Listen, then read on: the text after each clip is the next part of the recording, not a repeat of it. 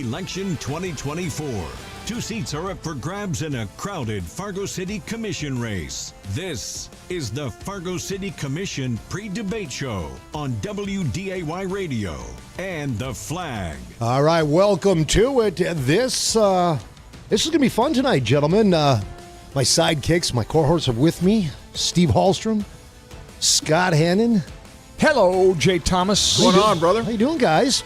This is like a Common Sense Club, only live on the radio tonight. Exactly. Yeah. And we'll do a 2-hour debate starting 6 o'clock with 7 candidates. And then after that, we'll get back together and we'll do a 1-hour post-game show. And we'll open up the phone lines. And you get to rate the debate right after the debate tonight. Yeah, we have all 7 candidates are here. There's 2 open seats. The 2 incumbents are John Strand, Arlette, Preston. They will be here. Also running is Delson, I believe it's Santal. Is that how you pronounce his name? Al Carlson, a name very well known in the world of politics in the great state of North Dakota. I believe Al was a Republican, member of the North Dakota House of Representatives, 41st District. Served, since 1992, and then finally... A lot of years. He's run for city commission previously as well. That's right. And didn't he run for county commission? Yeah, he might have, but he's got a background in this stuff. So, Anna Johnson's another candidate. Michelle Turnberg, very well-known name, was in media, a TV news anchor for years. And Nathan Paulin is another one that's in the race. Don't know a whole lot about the candidates other than Al and Michelle, just because I've known those 2 for years. And you have the 2 incumbents are pretty much well-known folks. John and Arlette. They don't really know Arlette. John I know personally. I like John. He's a nice guy. Politically, we don't agree on anything, but as a person, I mean, all these folks are, I'm quite sure, very, very nice people. But tonight, you're going to find out where they stand on the issues, and there are a lot of issues that our community is concerned about. Myself, being a West Fargo resident, not into this as much as you two are, Steve and Scott, both being Fargo residents for years.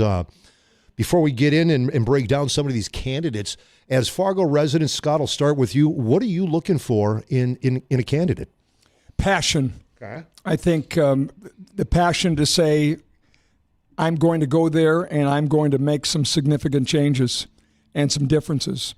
I think I hear enough rumbles about both the 2 incumbents that are up, John Strand and Arlette Preston, to know that they are not exactly heavily involved day-to-day, tick-tock on what's happening. They tend to beam in for meetings and have strong opinions for those meetings, but aren't actively engaged with the citizens. And again, that's feedback you hear in the hallways of City Hall and from some of their compatriots. So what I'm looking for is to say, okay, we're interviewing all of you for 2 positions on the city commission. How are you going to do it differently than they're doing it now? And that's, like what you said, this is a job interview. Of course, by the citizens of North Dakota. Steve, what are you looking for in a candidate in your city commission? Yeah, I just want to make a point of reference here about the tenure that Arlette, Preston, and John Strand have had. So John was first voted in 2016, Arlette in 2020. So John's been there for 8 years, Arlette for the last 4. So the 2 incumbents have been there for a little bit of time. I am going to be very consistent with every candidate that I hear from in this election cycle, whether they're local, national, statewide, whatever.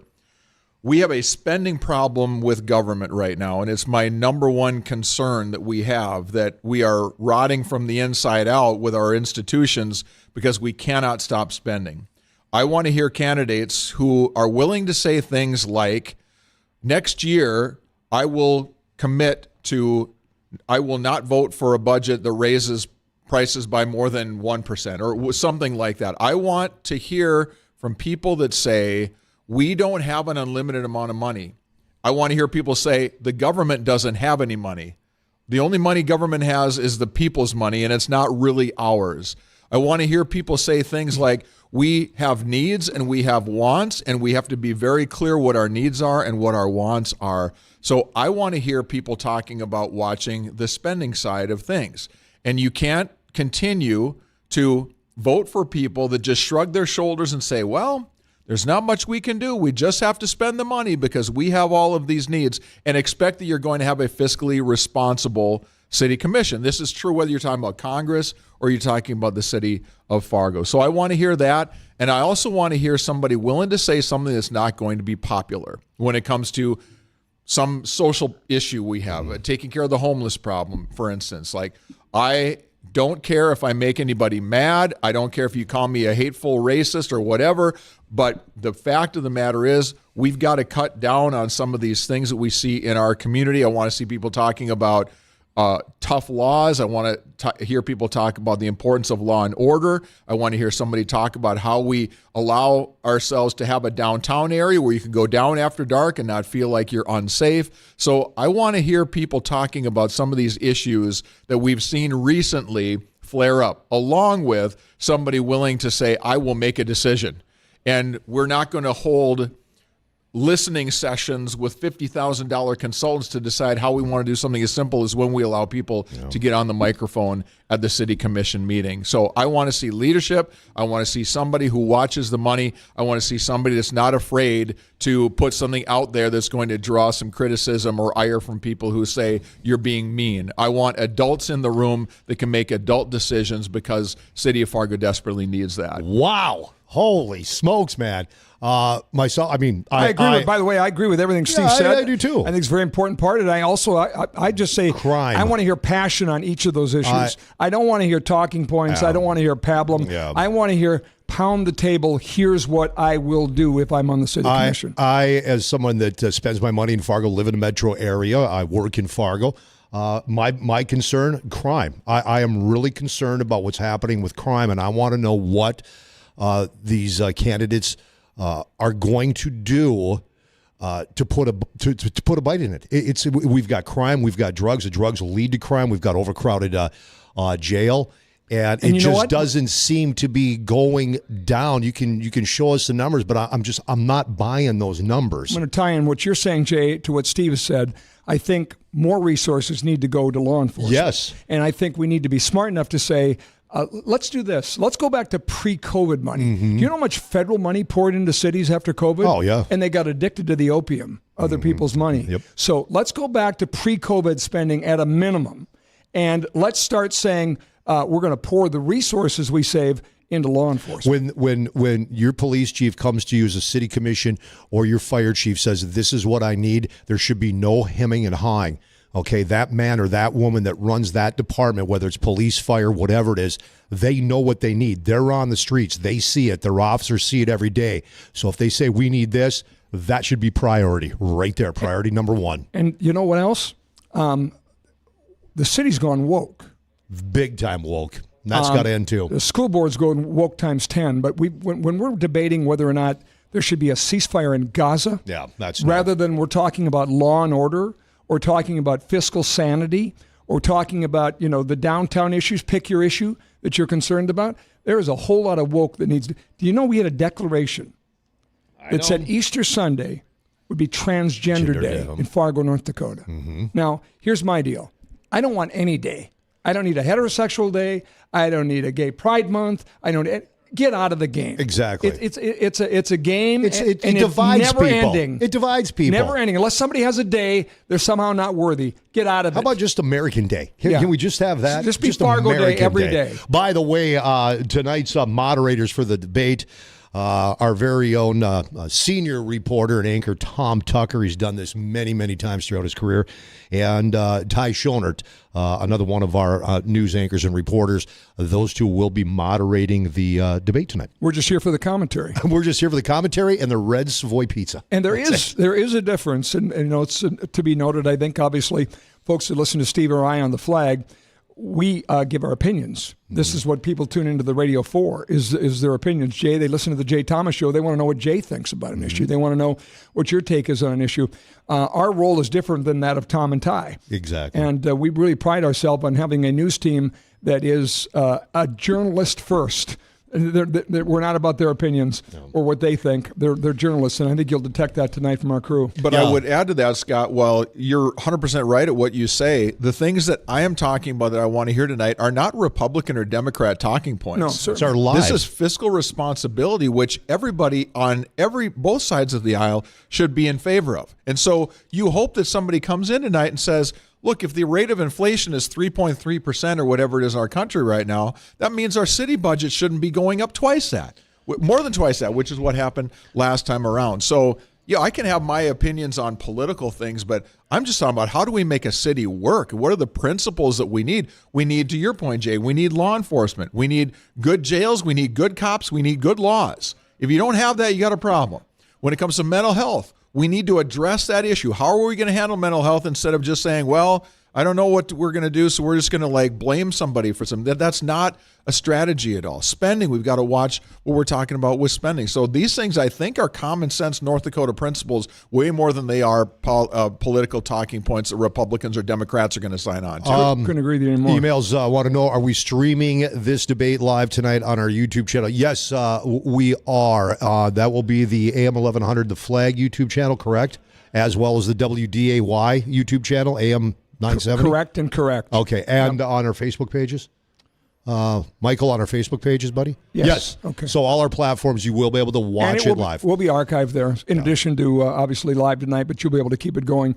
I think one of the other things I want to touch on a little bit tonight is that, you have two incumbents in this race, in John Strand and Arlette Preston, obviously. Mm-hmm. I would think pretty well known to Fargo voters. But you have a nice crop of additional candidates. You do. There are some choices in this race, and I think it's really important to lean in and hear from them and understand. Two of them, as you mentioned, Jay, very well known. Al Carlson, been the majority leader in the legislature in the House, a longtime Fargo builder, businessman, and Michelle Turnberg, because of her media experience, both well known. The others lesser so, but I think one of them, I forget the young woman's name. That is the truck driver. She's a Anna Johnson. Yeah, Anna Johnson. She drives a truck. Yeah. I mean, there's a blue collar worker saying, "I want to make a difference on the city commission." And if you listen to these candidates when they've done interviews or they've done articles in local media, they're all passionate. Every one of them are. So that's good to see. Yeah. The other thing I'd tell our listeners to think a little bit about: there are 2 seats open, so there's 2 incumbents running for re-election. Fargo has, unfortunately, something called approval voting. I was just going to ask you to explain that to people if they don't understand this approval voting, because it is the craziest thing. And the approval voting is you literally could go in and vote for everybody. Now, I've never heard of such a thing. But unfortunately, San Francisco designed approval voting, and somebody thought it was a good idea to put it on the ballot in Fargo. Arlette Preston and I have gone round and round about this before because she thinks it's fine and it's great. But really, if you have somebody, this is my particular opinion. If you have somebody that you really, really want in the Fargo City Commission, you really only should vote for that person. Exactly. Now, on the other hand, there are 2 seats available. So you could say, well, I'm going to pick my top 2. But if you have one that is an overwhelming favorite, the strategy to go back to how voting should be is to vote for one candidate. But what happens is a lot of people go into the ballots and they go, I can vote for everybody. I have heard of that one. I'll do that one. 4 or 5 votes, and you have just diluted. You have the somebody vote, getting elected to the Fargo City Commission has 18% of the vote. Yep, exactly. This has to change. It'd be interesting to see if the candidates tonight agree that needs to change, but it is what it is for this election. Well, it's the dumbing down of America which continues. It's like, we can't make people make a hard choice here. You shouldn't have to pick just one person. Well, everybody gets a blue ribbon. Yeah, everybody. And what I think it does is that it creates an environment where, as a candidate, you don't want to offend anybody. You don't want to come out and say anything controversial. You don't want to take a strong stand. You don't want to challenge somebody else, because that might be something that someone could latch onto then and say, oh, no, we just want to elect the nice people. So these 4 people were really nice, and they never stepped out of line. I want somebody to step out of line during a candidacy and say, here is the problem, and we need to fix it, and we need to get the adults in the room to fix it. And what happens when you get that person that comes out and says those things in a strong fashion like that, it then allows other people to say, oh, that's Steve Hallstrom. He's going to go in there and he's going to be mean. He's going to cut benefits. He's going to cut spending on these things that we really need. And so don't don't vote for him, anybody else but Steve, because Steve has come out taking a strong stance. So I want candidates that don't blend in and don't sit in the background. I want people to come out, like you said, Scott, be passionate and say, we need changes, and I'm not afraid to put my neck on the line, and approval voting seems to undermine that. The names that will be on the ballot, why don't you run through those, Jay, and we could just give a little commentary on each of them. Yeah, before I do that, let me explain how this format will work tonight. We have our two moderators, Tom Tucker, Ty Schoenert from our news department. The debate will begin as usual. Each candidate's going to make a short opening statement. Then our moderators, they're going to ask sets of course, pre-prepared questions, which are going to be answered by all the candidates. Now, after the candidates answer each question, the other candidates may get a chance to make a brief response, after which there may be some time allocated. It's kind of the rebuttal rule is what we're doing. Yeah, there. So an if you're often heated free-for-all. We don't want this to be a free-for-all. It's going to be somewhat controlled, just so we don't have 7 people talking over each other. And then what will happen is our moderators, they're going to try to keep control through this. And I just saw Ty put a bell on the moderator's desk. So when time's up, they're going to hear that bell, and hopefully we can move on to the next question. Yeah, but that many candidates, it's tough. Give us the names. All right, here we go. Who's on the ballot? Incumbent John Strand, who's been in since when, Steve? 2016. And then you have incumbent Arlette Preston, who I believe Arlette is the deputy mayor. Is she the deputy mayor? Let's just talk through each of these. So you got John Strand, who's the senior person on that list. I think John could be fairly called and probably would accept the label of bleeding heart liberal. I mean, yes. very passionate. Has made his issues about more affordable housing as one example downtown. And wanting to hear from more of these voices, and really was instrumental in saying, if Black Lives Matter wants to come in here and talk for an hour, let's let them talk for an hour. So, and that has been controversial of late, but I think that's. But John was the High Plains Reader for years. Part of that. You won't find a more kind-hearted man. No, I mean personally, he's a very nice man. He really is. Yep. He really is. Next. All right, next up, incumbent Arlette Preston. What would you say about Arlette? 2020, Steve, is when she 2020. 2020. So she's been there for Steve? 4 years. Yeah. I think I don't know Arlette well. I will say that she seems to vote more often than not on things that line up on the liberal side. Mm-hmm. More like what Scott said, kind of the social issues. I've not heard her talk a lot about being tough on spending, and I just happen to know where she stands politically. She's been pretty open about some of those things.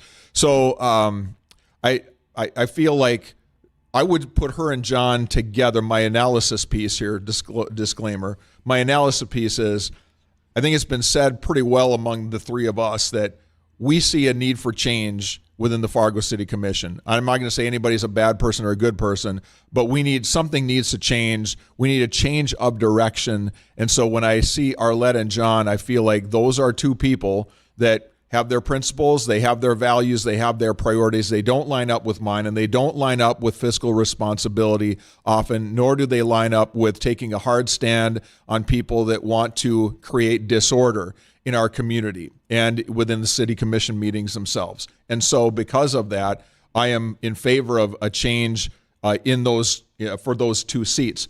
Arlette, I don't know her well. She may be a wonderful human being, but what I see of the votes and the positions and the philosophies, to me, I see somebody that is out of touch with what I believe makes a healthy community. Well said. Who's next? All right, next up, Delson Santel. Okay.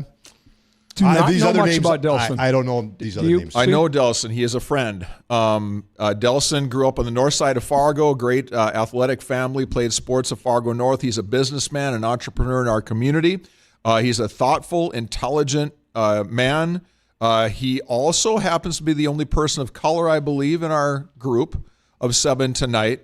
And I believe he's sincere about wanting to make things better for the community. I don't know much about his stances. I'm looking to learn a lot about him. He's a friend, but I don't know where he stands on a lot of politics. Has he run before? He has not. Okay. The first time he has run for anything. Been very active with Legacy Children's Foundation. They're a great organization. The Mary Jean Dean and Jeff Dean started a number of years ago, and I believe his heart is in the right place. I will be interested to hear how much of a grasp he has on the issues and how much research he has done about, does he know how the special assessment mechanism works behind the scenes? So that's a little bit about Delson. Al Carlson. Scott, I'm quite sure you're going to want to take this one. I mean, a very well-known name in politics in North Dakota since, 1992? Yeah, you know what I appreciate about Al Carlson getting in this race? He doesn't need to get in this race. No. I mean, decades in the legislature, a businessman, citizen legislator. He's doing this because he cares. And I think of all the candidates, he's the one I think you could take to the bank would be a fiscal hawk. Oh, without a doubt. And, he was very often, in the legislature advocating against things that Fargo would benefit from because it was too much money. He wasn't afraid to obviously go to the wall on the diversion as an example, but very, very involved, I think, both on the fiscal restraint side and also the diversion. How did he get out of the state legislature? Was he beaten in an election back in 20 maybe? 19, was it 19? I can't remember if he lost his seat or if he retired. He might have lost his seat. He did lose his seat. I want to say that too. I'll look that up. We got less than 2 minutes. Anna Johnson. She's a truck driver, concrete world. I understand she is. I've seen her advocate quite strongly for pride issues, kind of one of her wheelhouse issues. But I think a unique candidate. And my understanding from some of the other city commission candidates has really, really, really done a deep dive in trying to understand the issues. All right. Michelle Turnberg, very well-known name in the media for years. And I think Michelle Turnberg is, her heart's in the right place. She's in this race for all the right reasons, and I think would bring a ton of the value set that we need back there, common sense mom. That I think would serve well. And obviously going to be very well known to voters just for all his time on television. Al Carlson, by the way, ran for city commission in 2022, came in third out of 15 candidates. He has been out of the state House of Representatives since 2018. Oh, it's 18. Okay, one more. We got less than a minute, and that would be Nathan Pullen. We know Nate a little bit here because he's a talk radio junkie of sorts. I think his big issue is going to be he says he has a plan to lower property taxes. And he's doing it, he says, by eliminating special assessments. So it'll be interesting to see how much he leans into that issue tonight. But a newcomer, never run for anything before. He has not. Yeah. All right, the debate will be starting at 6 o'clock here on 970 WDAY 93.1 FM. Also here on AM 1100 The Flag, 92.3 FM across all of our. You can watch it across all of our platforms at YouTube, Facebook as well. Right here on the radio. And on our websites as well. Our moderators, Tom Tucker and Ty Schoner, are getting ready. God, you guys look good, man. Wow. They clean up nice when you get them out of that newsroom. Two open. Election 2024. 2 seats are up for grabs in a crowded Fargo City Commission race. This is the Fargo City Commission debate on WDAY Radio and The Flag. And good evening, and thanks for tuning in tonight on AM 970 WDAY Fargo and AM 1100 WZFG Dilworth for this live debate, also streaming on our social media platforms, featuring all 7 candidates running for Fargo City Commission. I'm WDAY Midday News anchor Tom Tucker, and I'm serving as the moderator for tonight's contest, and I'll be assisted by my colleague, WDAY News reporter Ty Schoner.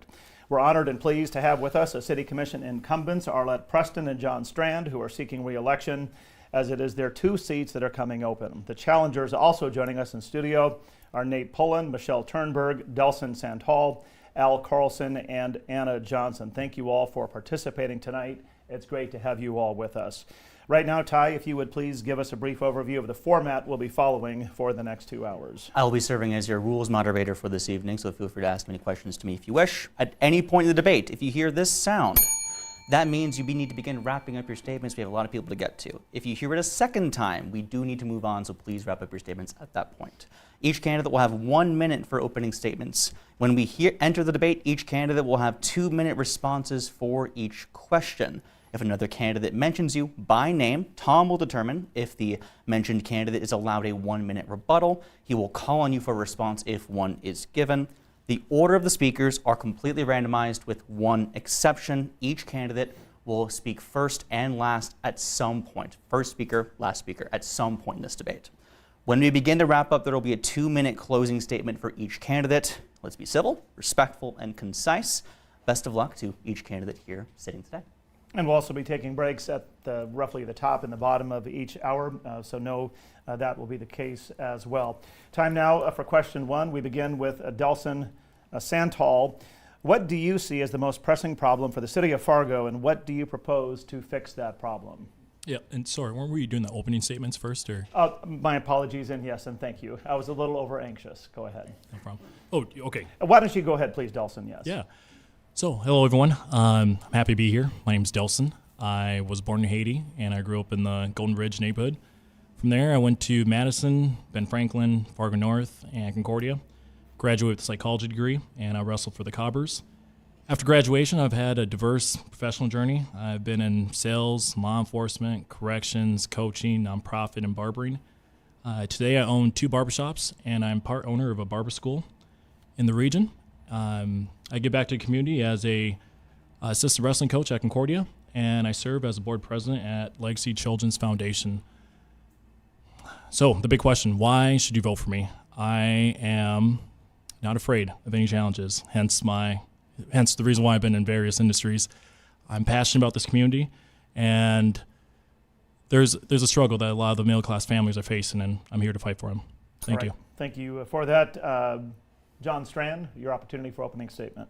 Thank you very much, and thanks to DAY and AM 1100 and all of you for hosting this. It's great to have this ability to connect with the people and listen to what their concerns are and speak directly to them and see how that all goes. So thank you.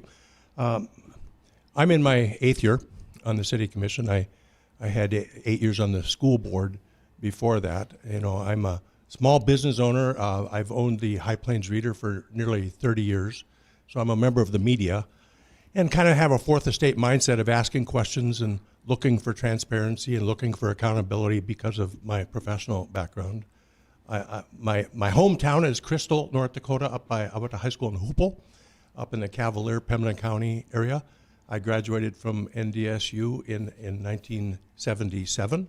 I was a very active student leader, very much so on campus. And, you know, just honor the people and am humbled to serve the people. So it's a pleasure and an honor. Thank Commissioner you. Strand, thank you for that. Nate Pullen. Hello, everyone. My name is Nate Pullen. I'm from Minneapolis, Minnesota. I grew up in Fargo, North Dakota. I grew up in the Claire Barton neighborhood, and I'm a Fargo South graduate.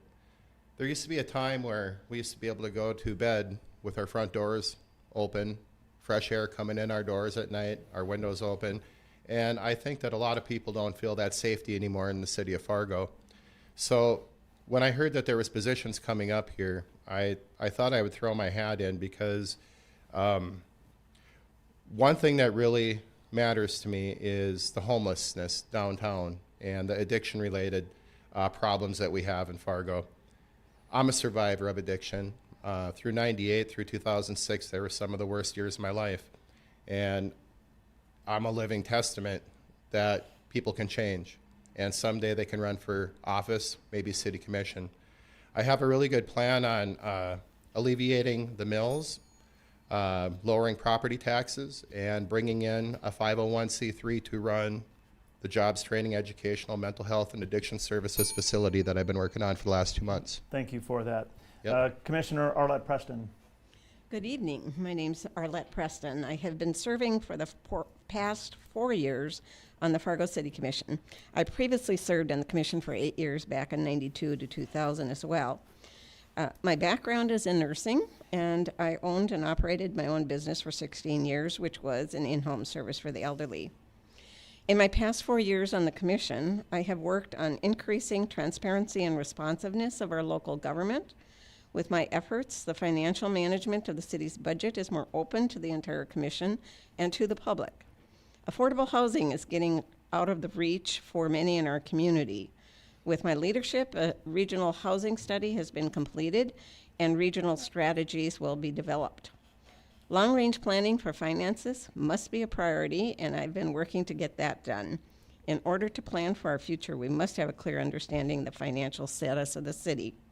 I look forward to sharing more as we proceed this evening, so thank you. Thank you, Commissioner. Anna Johnson. Thanks for having me here today. My name's Anna Johnson. I'm an enrolled member of the Turtle Mountain Band of Chippewa in Belcourt, North Dakota. I've been living here in Fargo for the last 17 years. I'm an alumni of NDSU. I currently serve on the Arts and Culture Commission and previously served on the Native American Commission. What I bring to the table, instead of focusing on platform, I want to highlight the perspective I bring to the table, that of a blue-collared truck driving Teamster.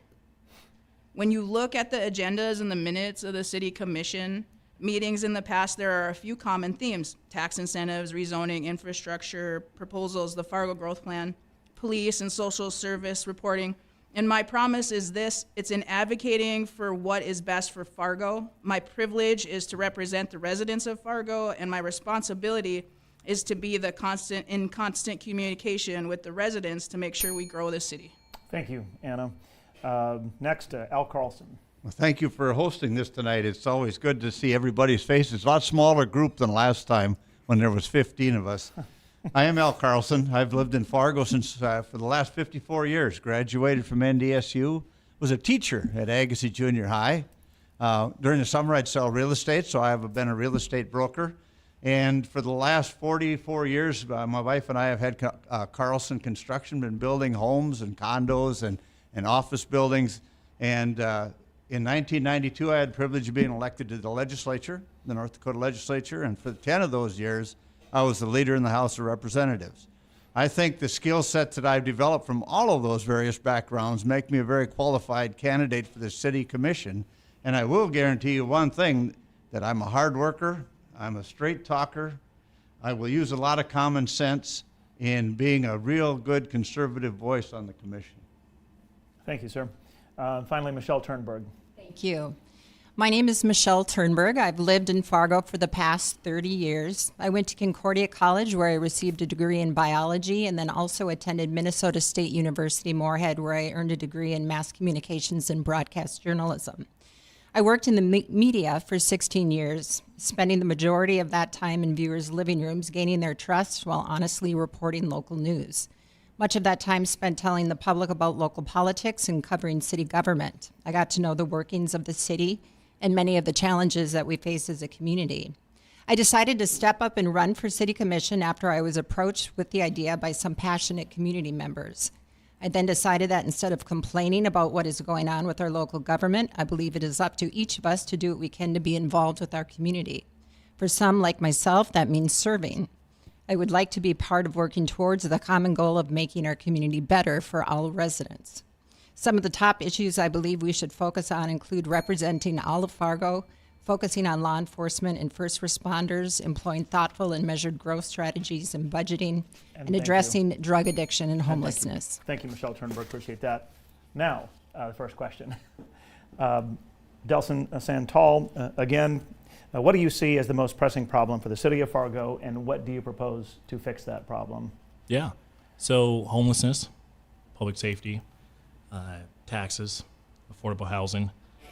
So I want to answer your question with a question. So with property tax and special assessments, my question is, if you go back, and I was doing my research before this, and we've been speaking on about special assessments for years. It goes on and on and on, and there's been so many plans that other candidates have been brought on. So my question is, why is it that we still don't have a solution for it? I mean, it's either all the plans were bad, or it's a little bit, it's harder than we think it is, or it's just confusing, because I mean everyone has brought up plans, and we still don't have a solution for special assessments. And yeah, thank you. You have a minute remaining, roughly, if you'd like to take advantage. I'll let people go, and then all right. I'll Thank go you. back. Unfortunately, the time doesn't carry over to your next answer. That's fine. All right, John Strand, Commissioner Strand, what do you see as the most pressing problem for the city, and what is your proposal to fix it?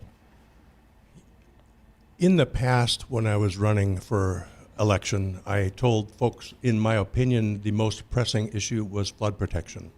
And I committed to the public that I would lead the effort to settle the federal lawsuit, which was going to potentially delay the FM diversion maybe forever. And that was something I delivered on, and we got that resolved. I'll be frank, right now I'm on the Diversion Authority Board, and we're just in a really tenuous moment. And I hope we all pay close attention to the ball and make sure that our ultimate focus is flood protection. Even though there's politics and there's upheavals and there's bumps in the road and there's changes and things unfolding, with a big project like a $3.2 billion project, that's a really major pressing problem, even more now today than I would have expected to say a month ago.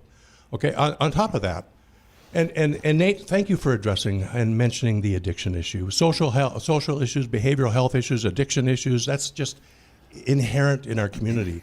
And we need to have a space for people to turn their lives around.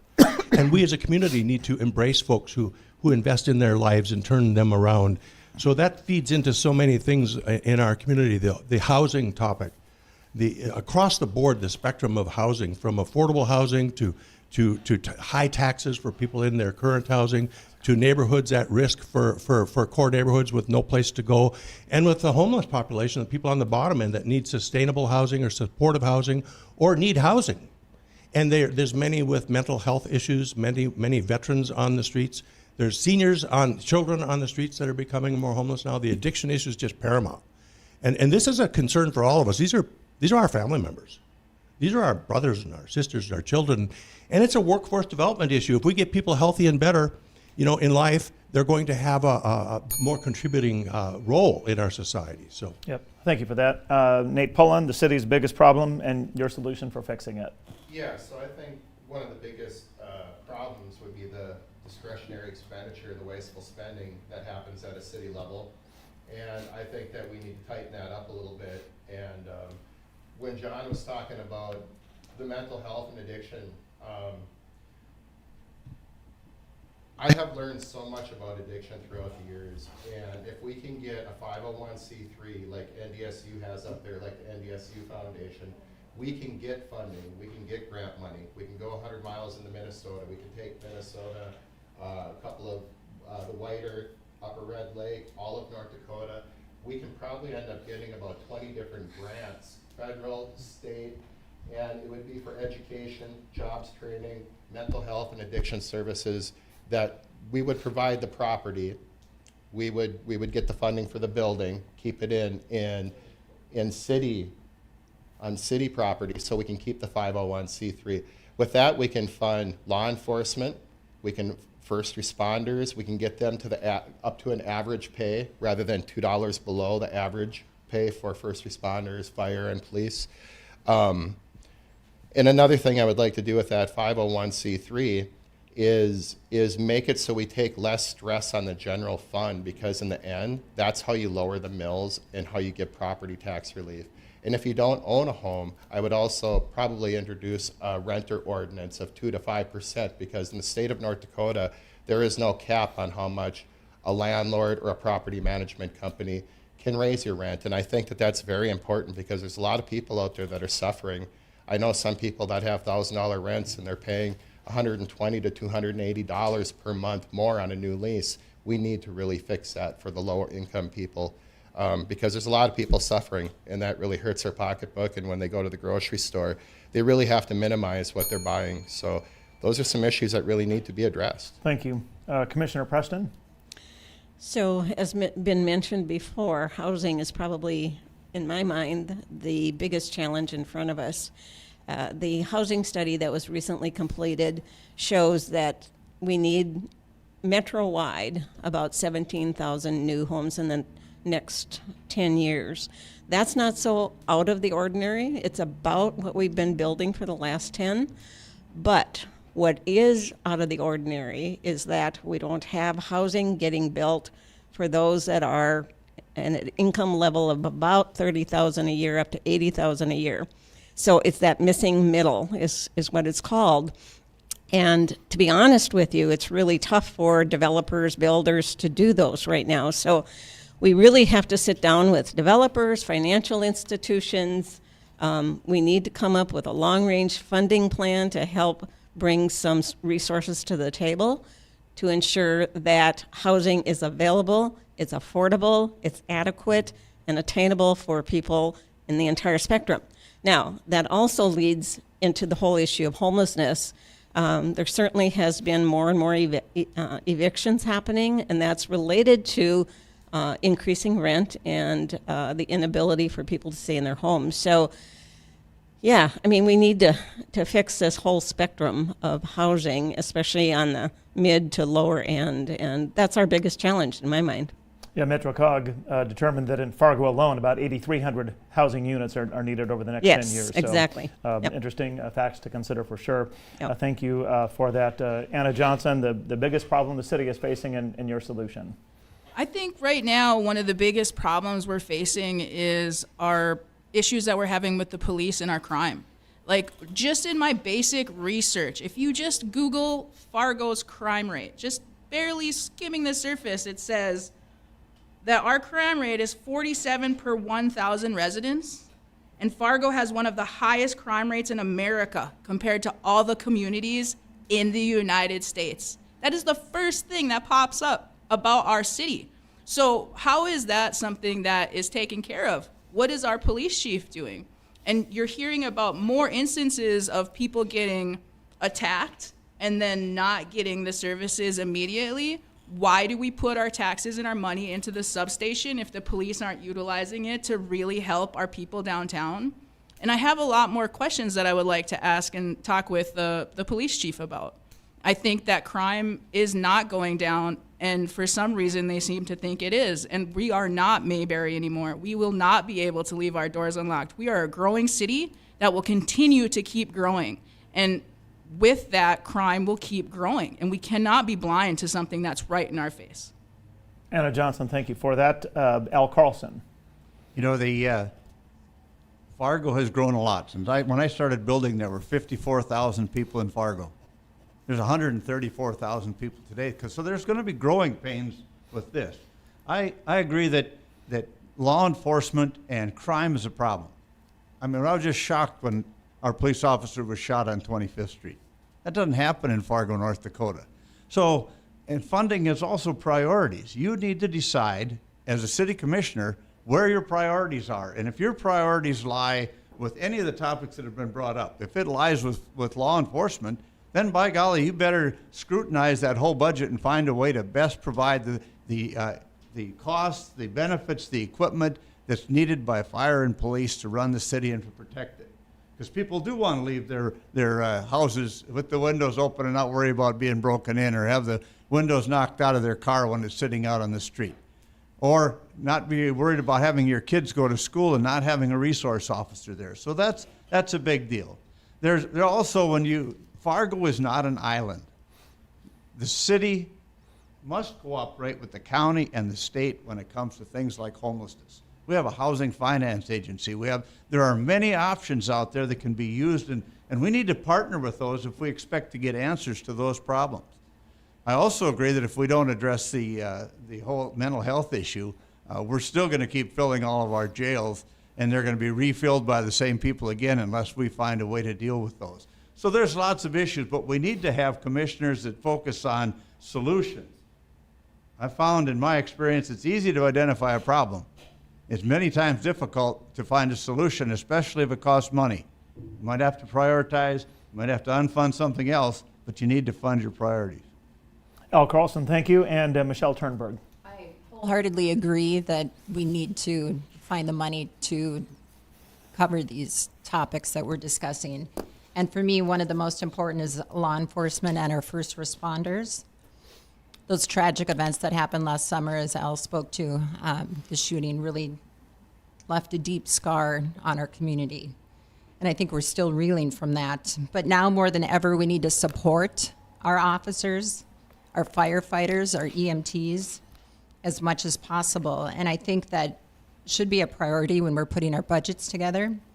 We also need to stop handcuffing our law enforcement leadership and overburdening them with unnecessary, unqualified, and ineffective oversight boards, and instead enable them to do their job while still holding them accountable.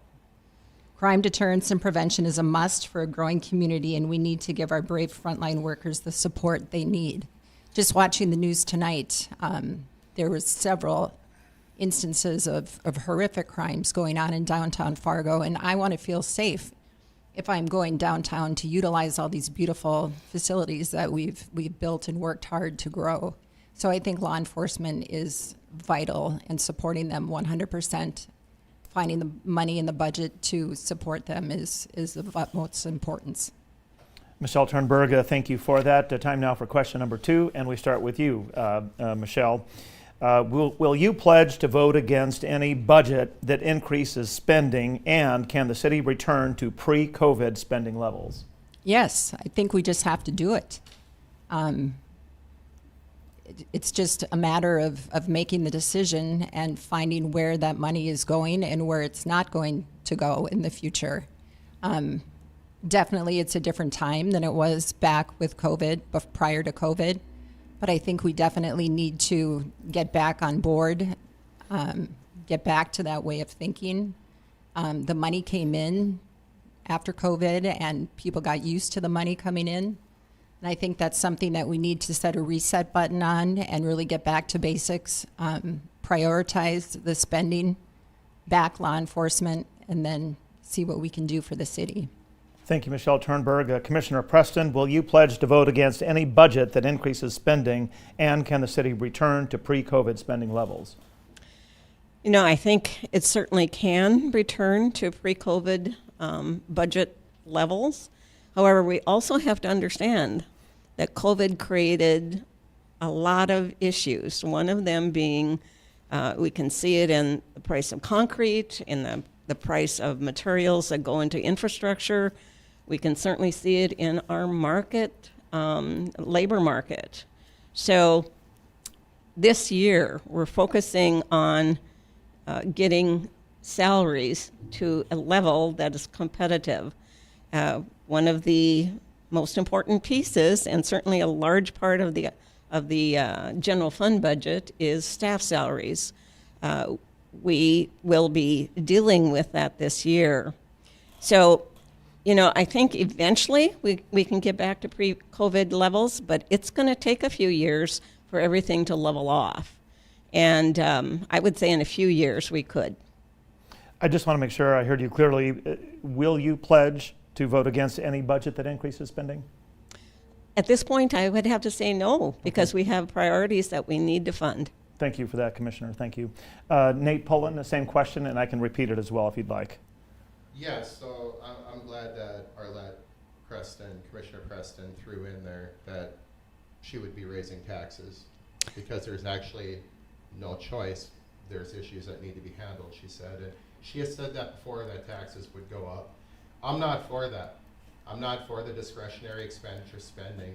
And one thing I will put out there is, if I end up getting elected and the 501c3 goes through, we get this homeless shelter, guess who gets to run that? Dr. Terry Hogan. We're going to put him to work. We don't need a DEI guy down at City Hall babysitting elected officials. His main job was to come here and help people get jobs, people of color get jobs. But one thing he's never done is gone to the temporary agencies around Fargo and talked to some of the people that actually employ the people of color, and that the immigrants and the migrants. And so I would be very much against the discretionary expenditure spending, that wasteful spending. I'm not for it. And I would like to see a lot more transparency in projects that are also coming up, one being like the Fargo Dome. Nate Pullen, thank you for that. Yeah. Commissioner Preston, you have a 1-minute rebuttal. Sure. So there's been a lot of conversation up here already about making sure that staff are paid well, including law enforcement. So if you consider, I believe it's about 80% of the general fund is staffing salaries. So I think people need to understand it's a little more difficult to balance a budget when that's the case. Yes, there's certainly places where budgets could be examined and decreased, but it's going to take, like I said, a couple of years for things to level off. All right, Commissioner Preston, thank you for that. Commissioner Strand, will you pledge to vote against any budget that increases spending? I will vote. I will commit and pledge to not support wasteful spending. And we need to always prioritize. And let's get back up into the balcony for a moment. You know, we have a skyrocketing property valuation issue in our community, and we have statutory requirements by law that we keep our valuations at 90% or better of those levels. So we have a growing valuation regardless of what we do. Then we have a mill levy that we apply to those valuations. That's where your budget comes from. There was a few years ago I voted against the budget because it had increases that I did not support. I was the one lone vote against, maybe Tony Gehrig and I voted against the budget. But I'll qualify. Everybody here is saying we need law enforcement and public safety. All right. Last year, after July 14th, after our horrible incident where we had one police officer killed and 2 others shot, and then we were going into our budget process and we're all facing these belt tightening challenges, you know, and have no choice but to try rein the costs and spending in. After the fact, I proposed, and we succeeded, a 2 mil increase. Believe it or not, I raised the taxes 2 mils to address the concerns of the public. They want us to have a safer downtown. They want us to have less street racing. They want us to have more police presence. They want us to have more investigations of crimes that happen and more incarcerations. They want police to be effective. The way our budget was proposed to go forward, we were going to get 2 cops, and they needed 13.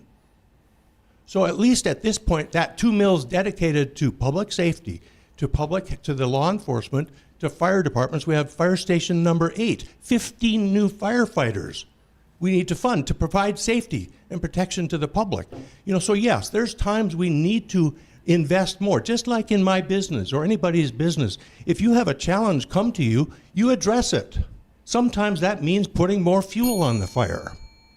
All right, Commissioner Strand, thank you for that. It is now 6:28. I think this is a good time for us to go ahead and take a quick commercial break. We'll continue with the same question for the remaining candidates after the break. You're listening to WDAY AM 970 and The Flag, our live debate tonight featuring the Fargo City Commission candidates. It's great to have you with us, listening with us. Great to have the candidates as well with us in studio. Time for a quick break. We're back after this.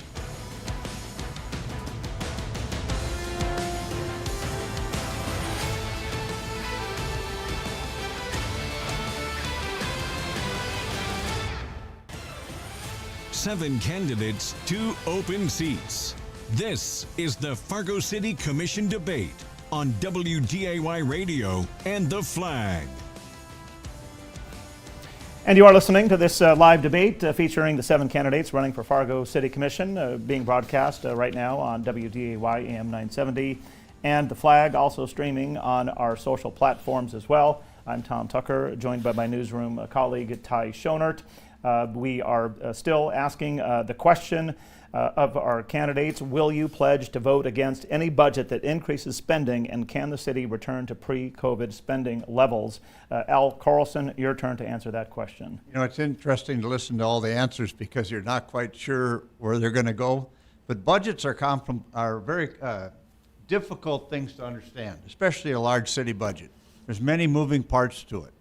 And same with mills and same with assessments. John was right. There are some state regulations that requires you to stay within 90% of true value on a property. But that doesn't mean because you do that you can't lower your mills and actually raise less money for your taxpayer. Because if you have the same mills and everybody's assessment, mine went up 16%.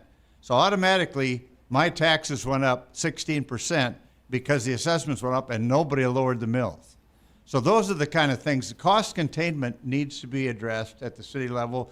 The COVID money across the country was mad money.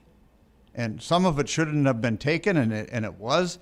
And now to get back to the level on programs that we probably would have never started in the first place makes it very difficult. I was always a budget expert in the legislature. I understand how to balance a big budget and how to look for things where you can consolidate, where you can make the wise budgeting decisions. So I would not want to raise taxes. In fact, population grows, assessments grow 16%. Unless somebody lowers those mills, so does the revenue coming into the city. So we need to take a good hard look at all the individual pieces and then make a decision. I would prefer, nobody likes their property tax. I don't know of anybody that says, raise mine. I haven't found anybody. It's a difficult tax, and it's not a tax that anybody likes. But what we need to do is understand that the city's part of this is only 19.2%. 19.2% of my tax bill is from the city. The schools, the county, the parks is almost as high as the city in some cases, which is really, when you look at it, saying, wow, we got to get our handle on that. That's why people need to pay attention to these races, because the best government is the government closest to the people, and I think that's what we need to get back to. Thank you, Mr. Carlson. Next question, or rather same question to Delson Santal. Will you pledge to vote against any budget that increases spending? So just like Commissioner Strand, I'm not going to go for any wasteful spending. So I like to keep things, keep it super simple, the acronym KISS. I look at it as a budget, and as a business owner too, you look at your needs and your wants. I'm pretty positive. I mean, you can go down the list and find that there's ways to save money. It's either you make more money or you have to find a way to take away or look at programs or be more efficient with the spending. Nate was talking about the DEI program. So once again, I'm Haitian, and I don't know if his name's Terry Hogan, right? Dr. Terry Hogan. I apologize, no disrespect, but he's never met with our community. I don't know much about him, and once again, let's keep it super simple. You look at your needs, you look at your wants, and make sure that you take care of your needs first. And then if you want something else, then we go from there. So, all right, thank you for that, Delson Santal. Finally, Anna Johnson. I think it would be disingenuous to sit here and say that this is a black and white issue, and it's not. And I think I have to agree with John on wasteful spending. You can't say that you can't say for sure you'll be able to cut all of it down and go back to before COVID. I think we all want that, but I don't think it's realistic right now in this time. And like Arlette said, maybe over the next couple of years after we really spend some time looking into it. But I think, like I said, I think it would be disingenuous for me to say that right now. All right, thank you for that. We're going to move on to question number 3. We just had a couple mentions of DEI. And so this next question pertains to that. What are your thoughts on the city's DEI efforts or efforts that city leaders say are aimed at promoting diversity, equity, and inclusion? Do you support DEI and the city's allocation of funds and resources in this area? Nate Pullen, you're first on this one. Thank you for the question. Yeah, DEI, it's ruining our military. And not only is it ruining our military, we're not a racist community. When Satchel Paige, when he played baseball here, he said it was the greatest state he's ever came to with the best people. He said that there isn't a racist bone in anybody's body that I met here in North Dakota. And he said that it was the greatest group of people that he's ever played ball with.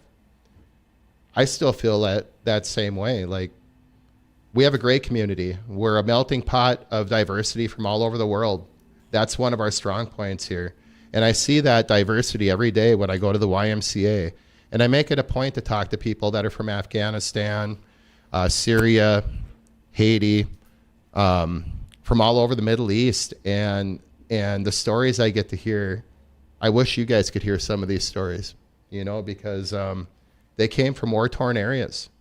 And we welcome these people with open arms. And to hire somebody after the event that happened in downtown Fargo to say, hey, look, we don't want to deal with it, but what we will do, we'll hire someone from Chicago to come in and kind of tell us how to act here in Fargo. I thought that was disgraceful. The city leaders need to step up, and they need to do that themselves. And so another thing, too, with the Palestinian group that's coming in and stuff, I heard they spent a lot of money to bring an intermediary in to try to tell them how to act, too. We're adults. And if elected to the city commission, I'm not going to look for outside help to come in here and help us how to act. We're adults. So I think that the DEI, it really needs to go. And like I said, if I get elected and we get that homeless facility, that jobs training place, Dr. Terry Hogan can run that with his new assistant. Nate Pullen, thank you for that. Commissioner Strand. Diversity, equity, and inclusion. Let's talk about Fargo for a moment. Last I heard, there were 90 plus languages spoken in our community. 90 some languages spoken here. Last I heard, there was about 17% plus of our community that's African American or black. Then you take the BIPOC community, and then you take the other marginalized people in our community, the people who don't quite fit in, or don't have the same wherewithal that others do who grew up and lived here forever. Yes, we have new Americans here, but we also have African Americans from ghettos and other cities. They're not the same worlds. So we have dynamics and challenges. Then let's go further. If our community, like I'm really ecstatic, thrilled to see Delson running. Okay, and I'm pleased to see Anna running. To see some diversity up here at the podium of people running. If our community does not see themselves reflected into the people who serve them, there's a disconnect. We have a very small percentage of our city workers who are people of color.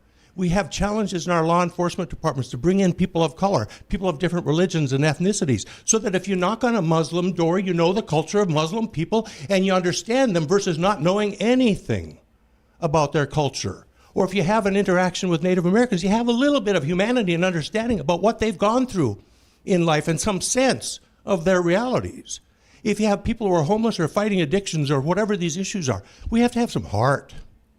So I don't see a downside to elevating up the expectation that the people serving the people will reflect the people and will have an understanding of the people they serve. That's what DEI is all about. I can't wait till we don't need it. But real honestly, we do need it. Thanks, Commissioner Strand. Michelle Turnberg, again, your thoughts on the city's efforts related to DEI. I'm not for it. I believe while we do need diversity, equity, inclusion, I don't think we need a babysitter. I believe the best person for the job, just like with this election, wonderful that we do have a diverse group here, but the best people, the two best candidates should be elected. I don't believe we need someone telling us to think a certain way, that we have to do things. I think Fargo has become a bit too woke, and that we need to step back from that and just focus on the troubles that we're dealing with funding our law enforcement, getting our budget together, and not putting so much money into programs like this. Michelle Turnberg, thank you. Commissioner Preston. So I think we have to remember this DEI program came out of what happened in the summer of 2020, I believe it was, when George Floyd was killed in Minneapolis. That was close to home. It impacted a lot of people in our community because of watching. And if anybody has talked to anyone who is black, and when they talk about what happened with George Floyd, it is a very emotional response to that. So, these words that are used as red herrings don't help at all. So we need to understand that in a community that's as homogenous as us, it is difficult sometimes for people of color to advance. And the purpose of the DEI program really was to start to look at what is and how are we recruiting, hiring, and promoting within the city structure. And if you look at the mix of employees, yeah, it's pretty white. And in fact, I think our percentage is about 1%. So there's a need for the program. However, I have to say the program needs to be augmented, it needs to be improved, it needs to be supported. And that's where I think the City Commission needs to do a better job. Commissioner Preston, thank you. Anna Johnson, your thoughts on the city's DEI efforts and programs? I think that it could be better. I think the city could be doing a better job. Representation matters because it validates the existence and experiences of diverse groups of people, right? It fosters inclusivity, it challenges stereotypes, and provides role models for individuals who may feel marginalized or underrepresented. Additionally, it promotes empathy and understanding across different perspectives and backgrounds, and that's what we want. And I think it's easy for people who are not of a color to say that we don't need something they don't understand. Thank you for that, Anna Johnson. Same question, Delson Santal. So in theory, DEI, in theory, right, it was a decent program, but if you look at it, if you go on Google, I look on my Google News all the time, and a lot of those programs and like a lot of the programs throughout the colleges and work and other private sectors all going away, the DEI programs. Once again, yes, Anna, representation does matter, but I also have to agree with Michelle, selective representation. I'm saying this, I don't want you to vote for me just because I'm African American. I want you to vote for me because I can make an impact within this community. And a lot of reverse. The DEI program was put in, and a lot of reverse. A lot of white people feel like they're being attacked. It's weird. And I went to Concordia. I was one of the only few African Americans on the team, but I never felt like I was ostracized or whatnot. I felt like I had an exact same opportunity. Yes, representation matters. If you're the right person for it, let's do it. But I don't want you guys to vote for me because I'm African American. I'll take your vote still, but once again, I want you to vote for me because I'm the right candidate. Delson Santal, thank you for that. Al Carlson. Interesting topic. I believe it wasn't too long ago that Commissioner Kolpak asked for some review, and it was in the news about her wondering what's being accomplished by this agency and this person. And I haven't really heard that there was a lot of resolution to that, but I have never been a person who believes that quotas are the right way to hire people. I want you to hire the most qualified person that's out there. If we have 12% of this population and 8% of that and 20 of that and 90 of this, I want you to hire whoever's the best out of those groups. I don't want you to hire the person because we need to make sure we fill this slot. Because then I don't think we get the best person, and I don't think we get the best job done for whatever. I want equal treatment for all. I don't want special treatment for some. I want equal treatment for all, and I think that my record in the state and my record and just talking about it now will tell you that that's important to me, is that treat people the way you'd like to be treated yourself, make laws that are fair and just and enforce them, and that problem will help go away. Al Carlson, thank you for that. We're moving on now to question number 4. Some observers assert that downtown Fargo has growing problems with crime, homelessness, and people with mental health issues. What is your solution to protecting residents who live, work, or frequent downtown? Nate Pullen, you're first on this one. Thank you for the question. So when it comes to crime and safety downtown, I too, and I was talking to Michelle about this before, I too feel that the police have been handcuffed down there.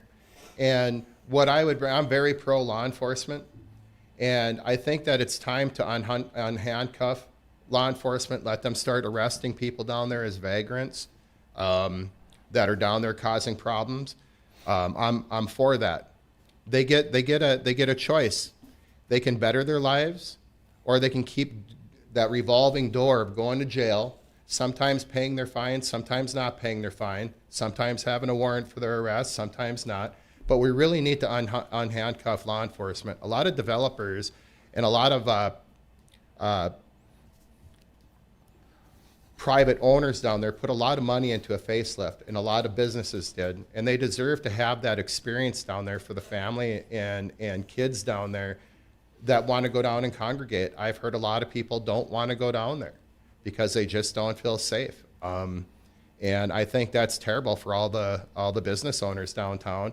I talked to Dave Noah, who's a realtor, and he said people are moving out in droves, that he can't keep people down there. And there's a reason for that. And it's because things are kind of run amok down there, and they have been for a long time.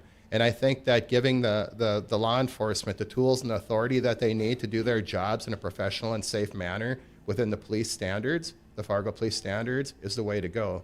So I would be looking to do that. And I think that business owners, they also don't want the bad rap that's going on down there. You know, it hurts their business when people don't want to go down there. And so I think that city elected officials really need to do a lot to make it a safer place down there. Nate Pullen, thank you. Delson Santal, same question.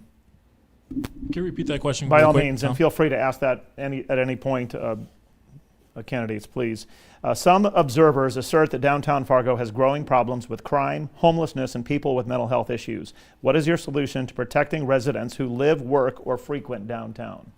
You know, and this, doing my research too in the past election, this is a common issue. I feel like lately it's just been a Band-Aid that we put over it. It's a mental health. And like what Nate was saying, you just can't, as a police officer, you can't put it on their plate and then they arrest them and then they go to jail and then it's a revolving door and then they get right back on the streets. Let's work with local, why don't we work with community nonprofits, right? I mean, let's work with local businesses and help them. It's more of a mental health issue, and I just don't believe that we should just keep on going down this route. There was that Milwaukee consultant that came in here. You know, I do believe in housing first. Let's figure out with the mental health. Let's make sure they're not going back to the cycle, and then the housing first with the Milwaukee consultant. And actually, for Dr. Strand and Dr. Arlette, what's the update with that? I mean, are you guys? I mean, obviously, Now's you guys. not the appropriate time for that. Oh, but sorry. Go ahead. That's okay. Continue your answer if you would, please. Yeah. So I was just kind of curious, but yeah. Once again, I thought the Milwaukee consultant did a great job, and once again, I do believe that it comes down to let's figure out instead of bringing them to jails, let's make sure they get the proper treatment. And I thought the housing first with the Milwaukee consultant, that was a great idea. Delson Santal, thank you. Commissioner Strand. You know, this is a really good, ripe question, and I'll preface it first by acknowledging that in 1997 I moved downtown. I moved my business from Grand Forks to Fargo to downtown. And does anybody remember what our downtown looked like in 1997? Do any of you remember? It was dismal. It was empty. There was nobody. There were some bums, and we didn't like the bums. So the pendulum swings. Okay, now let's go moment present. Has anybody, or I'm assuming we see other cities. There's not a city in the country that doesn't have an issue with these issues, a challenge with these issues. Mental health issues, behavioral health issues, homeless issues, poverty issues, housing issues. It's just rampant. So let's focus in on Fargo. Fargo is a rather small, big town, and we can act nimbly and make quick decisions. Fargo was the first city in the country pretty much, and I spoke at the National League of Cities about this, our mobile outreach unit. Our law enforcement people will be the first to tell you you cannot arrest somebody out of addiction. They'll tell you this. That's not on their shoulders. But we have to have social services support so that isn't on the shoulders of the police. So we have providers of care taking care of our needy people and getting them into the streams of support that they need. So, you know, it goes with a growing town. Then you have more homeless people who aren't housed. You have people who can't afford housing. You have skyrocketing eviction rates. Where are these folks going to go? You know, so we have to understand the nature of what it is that's challenging people and what is it that's keeping them from reaching and fulfilling their dreams. I'm really proud of our downtown. I think we have a stellar downtown. Yeah, we have challenges and we have a need for more police presence and we have a need for, but you know, let's talk the police again. They can't take anybody to the jail because it's full. What do you do with that? You know, so we have all these things are all intertwined, but bottom line, I'm proud of our downtown. Commissioner Strand, thank you. Michelle Turnberg. I think we have the trifecta happening downtown of crime, homelessness, and mental health. My son works downtown. I've been downtown and been afraid at night, quite truthfully, walking along and having people come up and reach out and grab at you.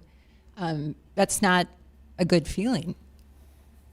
I think if we're going to put so much money into downtown and create such a beautiful area that we have to keep it that way and work with our law enforcement, find out, I don't have all the answers, but certainly law enforcement, working with people with mental illness, how can we address this, and how can we address the homeless situation? I think those are the three things that downtown desperately needs right now, so that when you go there to have a night out, to enjoy the shops, to enjoy the businesses down there, that you feel safe and that you want to go there, and that it's not something that is prohibitive.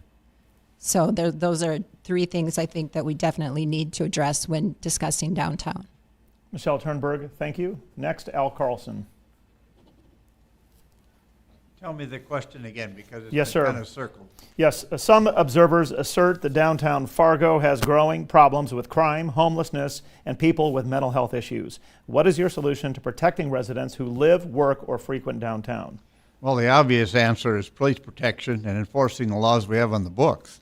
But until you've had the portfolio, I don't know if either of these two commissioners have the portfolio for law enforcement, but unless you can sit down and review all that and the incidents and what they're doing with these people when they arrest them, how long, how high is the recidivism, I think it's really difficult for you to say that I'm just going to add 10 more police officers and we're going to clean them up and arrest them all. Might be the right thing to do, but I don't know that that's the right answer because you don't have the facts. So what I would do is I would make sure I dug into the facts. I'd meet with the right people.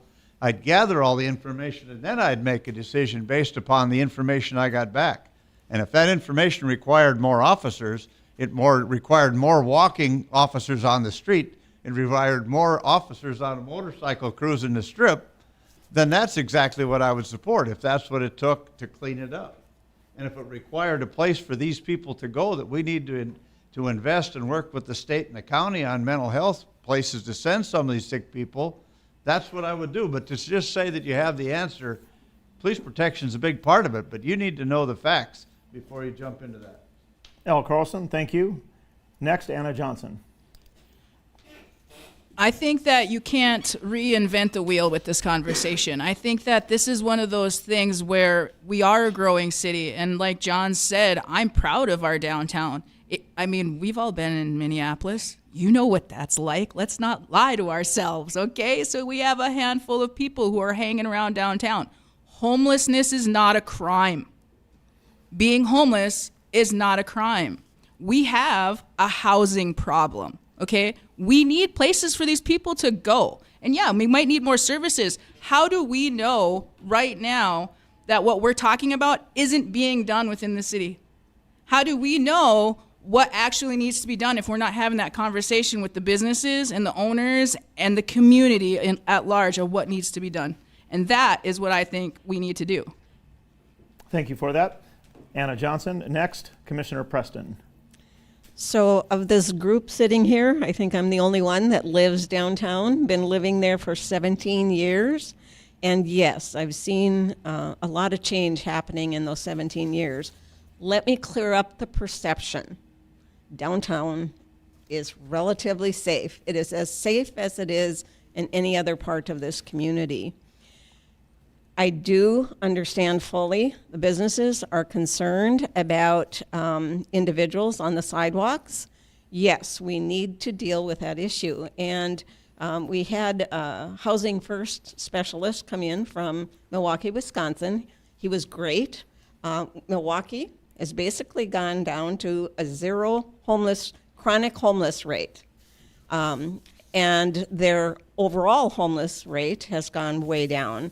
And it's because they focus on permanent housing with supportive services wrapped around these individuals. You cannot throw them in the jail because it becomes a revolving door. And we've been talking about budget priorities here. So let's talk about what happens when we place individuals with mental health and behavioral issues in jail. We have to expand the jail. So do we put our money into locking people up, or do we put the money into actually helping them get stabilized and in a home of their own? I would say the second is a much better option, and it is a longer range solution. Commissioner Preston, Arlette Preston, thanks so much for that. We do appreciate it. Rebuttal on that. for Did she saying mention that. you by name? Not by name, but by premise of being around. No, not at this time, but thank you. Perhaps you can address it in your closing statements. The time now is 7:01. You're listening to a live debate featuring the 7 candidates running for Fargo City Commission. I'm the moderator, Tom Tucker, along with my newsroom colleague, Ty Schonert, serving the candidates here as well. We're going to take a quick break. We'll be back in a few minutes. You're listening to WDAY, AM 970, FM 93.1, and The Flag. Thanks for joining us.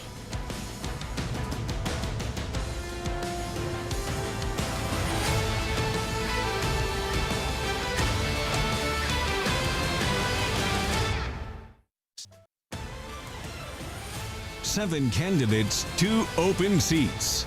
This is the Fargo City Commission debate on WDAY Radio and The Flag. And thanks for tuning in tonight on AM 970 WDAY Fargo and AM 1100 WZFG Dilworth for this live debate, also streaming on our social media platforms, featuring all 7 candidates running for Fargo City Commission. I'm WDAY midday news anchor Tom Tucker, and I'm serving as moderator for tonight's contest and assisted by my newsroom colleague, WDAY news reporter Ty Schonert. Fortunately, all of our candidates have behaved themselves tonight. So kudos to all of you for participating as well as you have been. So thank you for that, although we wouldn't mind a little drama if you do want to dip into that, but I'll leave that up to you. Next question, question number 5 here tonight. Is there an elected official, local, state, or national, whom you might respect, emulate, or model when it comes to your own approach for serving and leading? Al Carlson, that question goes to you first. Well, being I'm the elder statesman here, I'm going to pick somebody that a lot of people probably weren't even around and watched him govern. But if I had to say that I had anybody that I think made a lot of sense in how he governed, he was fair-handed, he was polite to both sides, he was not afraid to state his opinion on the issues, and that'd be Ronald Reagan. So if I had to pick someone, I would say that Ronald Reagan was my guy. You know, I've lived through quite a few presidents now, and you can always, everybody loves to criticize and say this guy did this and this guy did that. But you have to ask the people how they felt about their country and how their pocketbook was at particular times. And that is how, unfortunately, a lot of times politicians are judged. If your plate is full and you're feeling good, you like them, and if you're not, you don't like them. But Ronald Reagan was an honest man. He had strength. He had peace through strength, which is important to America. It's important to North Dakota and Fargo. With our kids in the Guard that get sent overseas, we need to know that they have the backing of their government as peace through strength. And I would say of anybody, he's my guy. Al Carlson, thank you for that. Michelle Turnberg, an elected leader, state, local, or national, with whom you respect or perhaps might model your leadership style after? Well, I would have to say the person I most respect, and it might be a polarizing answer, is President Trump. I look forward to voting for him again. I think we were much better off when he was in office. I think he generates, his Make America Great Again generates a lot of patriotism. And he's a great businessman. And I think if he was we're running our city government, we would be a lot better off. So he's someone I admire. I agree with you, Al, that President Reagan was a wonderful example. But yes, I would say Donald Trump. Michelle Turnberg, thank you for that. Commissioner Arlette Preston. So the person that I think of right off the top of my head is Gretchen Whitmer, governor in Michigan. She's a strong leader. She is in a state that has some major challenges, and she is moving that state towards a more positive kind of environment. You know, and she has taken some hits because of it, and she seems to come through that fine and is pulling people together. So I would say Gretchen Whitmer. Commissioner Preston, thank you for that. Nate Pullen. I would probably have to say, I think everybody loves Ronald Reagan. I just heard a good quote from Ronald Reagan today when I was at work building a deck up at the Red Hawks Stadium. And he was talking about, even back then, he was talking about Berkeley. and how Berkeley lets their students kind of run amok when there's protests going on. And we're seeing a lot of those protests today, and I think that Ronald Reagan would be pretty upset how schools are letting their kids. We're old enough, we're adults, we know better, to let young kids like that run amok and do what they want to do and treat people like they want to treat them. And when I heard that today, it really stuck. But I think the person that I really admire the most is Rand Paul. Senator Rand Paul, he's a libertarian and he's not for overtaxation. And I really like that. And he always wants transparency in spending. Before the Ukraine war broke out, he was already calling for, if we do send aid, if we do send money to Ukraine, that we need somebody there to allocate the funds, to know where those funds are going. And I think that funding Ukraine is one of our biggest mistakes. The corrupt country of Ukraine doesn't deserve one U.S. taxpayer dollar from us. And so when Senator Rand Paul stuck up for that, and he stuck up for COVID, and he called out the shenanigans by Fauci and Chapel Hill at UNC, where COVID was originated from, and the funding came from, him and Dr. Martin were spot on that. And I would have to say Senator Rand Paul is such a good man. I really admire him. Nate Pullen, thank you for that. Anna Johnson. So something that I want to remind our listeners and everybody about is that this city commission is nonpartisan. And something that I find to be refreshing about that is that I consider myself a little bit more moderate. And so the person that I feel like I best align with and that would represent myself as well would be Denise Kolpak on the city commission, because she's fair and even-handed and listens to the community and also does the research and has thoughtful questions and is moderate. We have to be even-handed when we're talking about a community as diverse as Fargo. Anna Johnson, thank you for that. Delson Santal. Yeah, so I'm also going to keep it local, and I actually just met this guy today, and this is not me. This is not Ernie Brown importance, but I met Dr. Strand today, and I've watched countless commission meetings, and I believe you give credit where it's due. And even though you're my competition, I believe you're a fair guy and good character. And once again, this is not brownie points. I just believe that you've been doing great. So, and give flowers when the person's alive. So that's just give credit where it's due. Thank you. Commissioner Strand, do you want to rebut that? No, I'm just kidding. He's like, I don't like that guy. Delson Santal, thank you for that. Of course. And yes, in fact, Commissioner Strand, it is your turn, sir.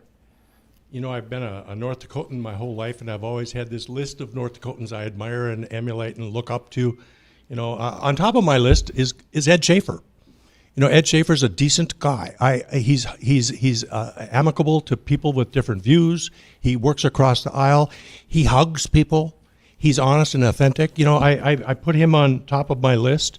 He's in good company, though, with people like Bill Guy and Art Link over time. But going back in North Dakota, and I'll stop. Moment present, I'm going to say Liz Cheney and Nikki Haley. I really respect them a lot. And I've been aching for women leadership my whole life, more women leadership. But back to North Dakota, Bill Langer was a trailblazer and fought and kept farmers from getting foreclosed and fought the big industries from out of state. You know, so Bill Langer was just an icon, in my opinion, in North Dakota.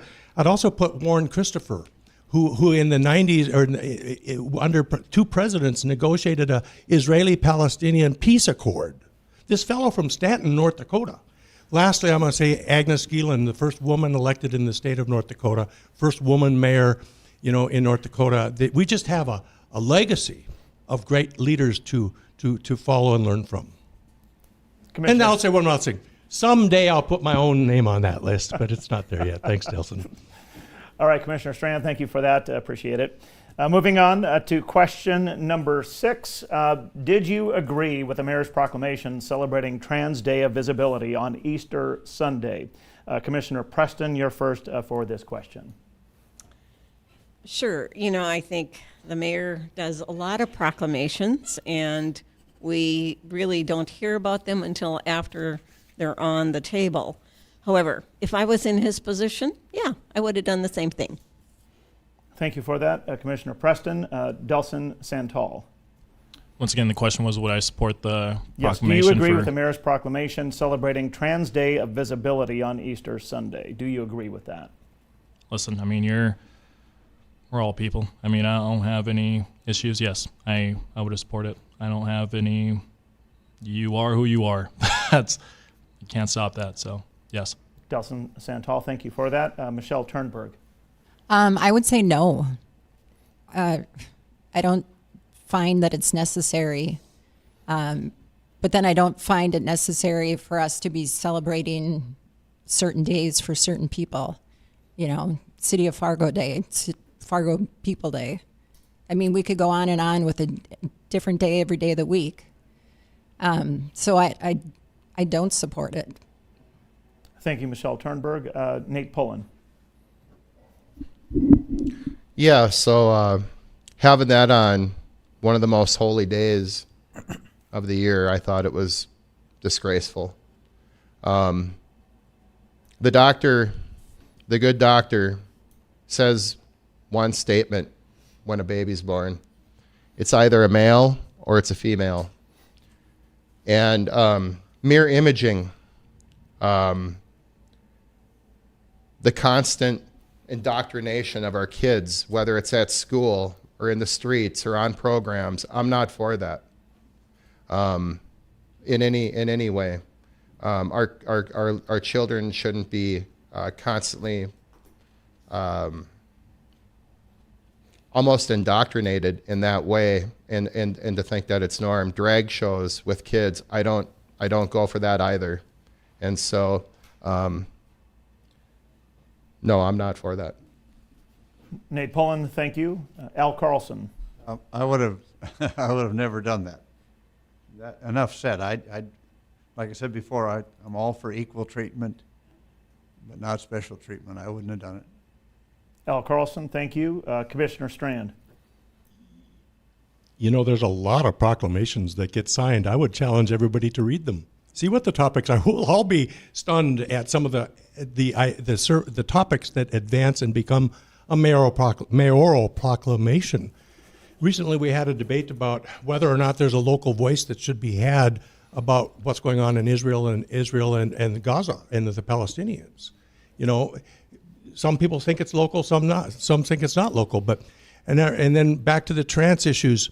I think our governor signed something like 12 bills, and there were 20-some bills targeting trans people in our North Dakota legislature.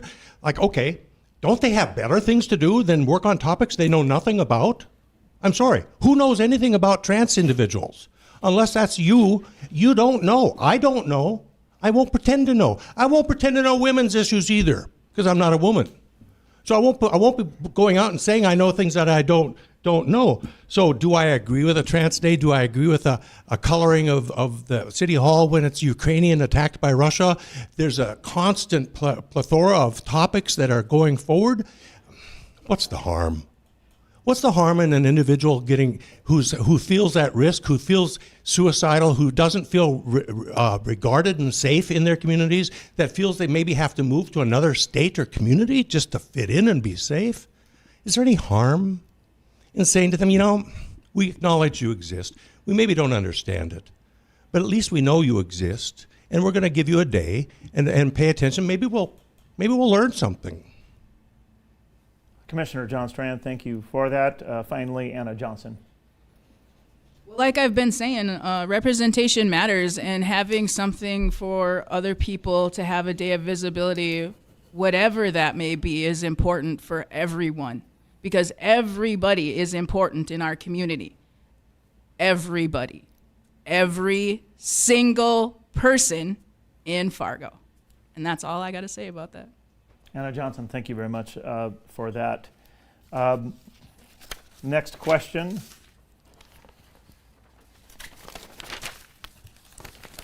Do you support the state ballot initiative, which is being circulated for signatures to get on the November ballot, that calls for eliminating property tax in North Dakota? Michelle Turnberg, you're first for this one. I would say, truthfully, I don't know enough about how to fix that to say that I support it. No one likes paying property taxes. I can't imagine anyone who is excited about that. But the money has to come from somewhere, and where is that going to come from? So I would need more research and more explanation of where funding would come from for me to be able to support that. All right, Michelle Turnberg, thank you for that. Delson Santal. I'll piggyback off of that. This is where humility comes in, and I don't know everything. Do I hear, as a barber, clients complaining about property taxes all the time? So how do we fix that issue? But I would need more. I would need a mentor. I would need someone to help me out with that, and that's just humility and just showing that I don't know all the answers. But yes, if I could, I would do it. Is it possible? I don't know. It's just like special assessments. We've been talking about it for years, and that's why I was talking about. It's been going on for many years, and I would just need more knowledge about that.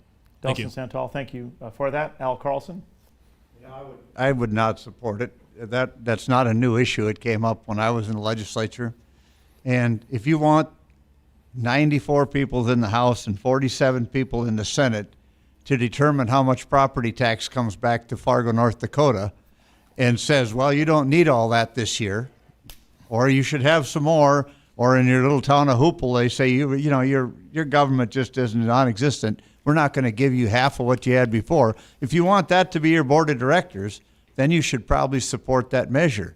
If you do not, if you believe that the best government is the closest to the people, then I would say that you should leave it the way it is. But government doesn't have a revenue problem. Government has a spending problem. And the city commission's job is to make sure that they keep that spending in line.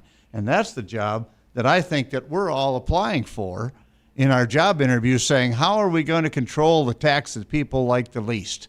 And I can tell you for a fact that is not the right answer. And the answer starts at home, and we need to tighten our pocketbooks here. Al Carlson, thank you. Nate Pullen. Yeah, I'm grateful for the question. My family's in the oil and gas business. We have over 200 wells with the mineral rights and a couple of trusts. And Rick Becker's adhering to his base in western North Dakota that have pretty much funded his elections for years. And he keeps pushing this asinine idea of eliminating property tax. But everything that we are going to do at a local level is going to be destroyed, because that only freezes from a state's level. It doesn't get rid of it.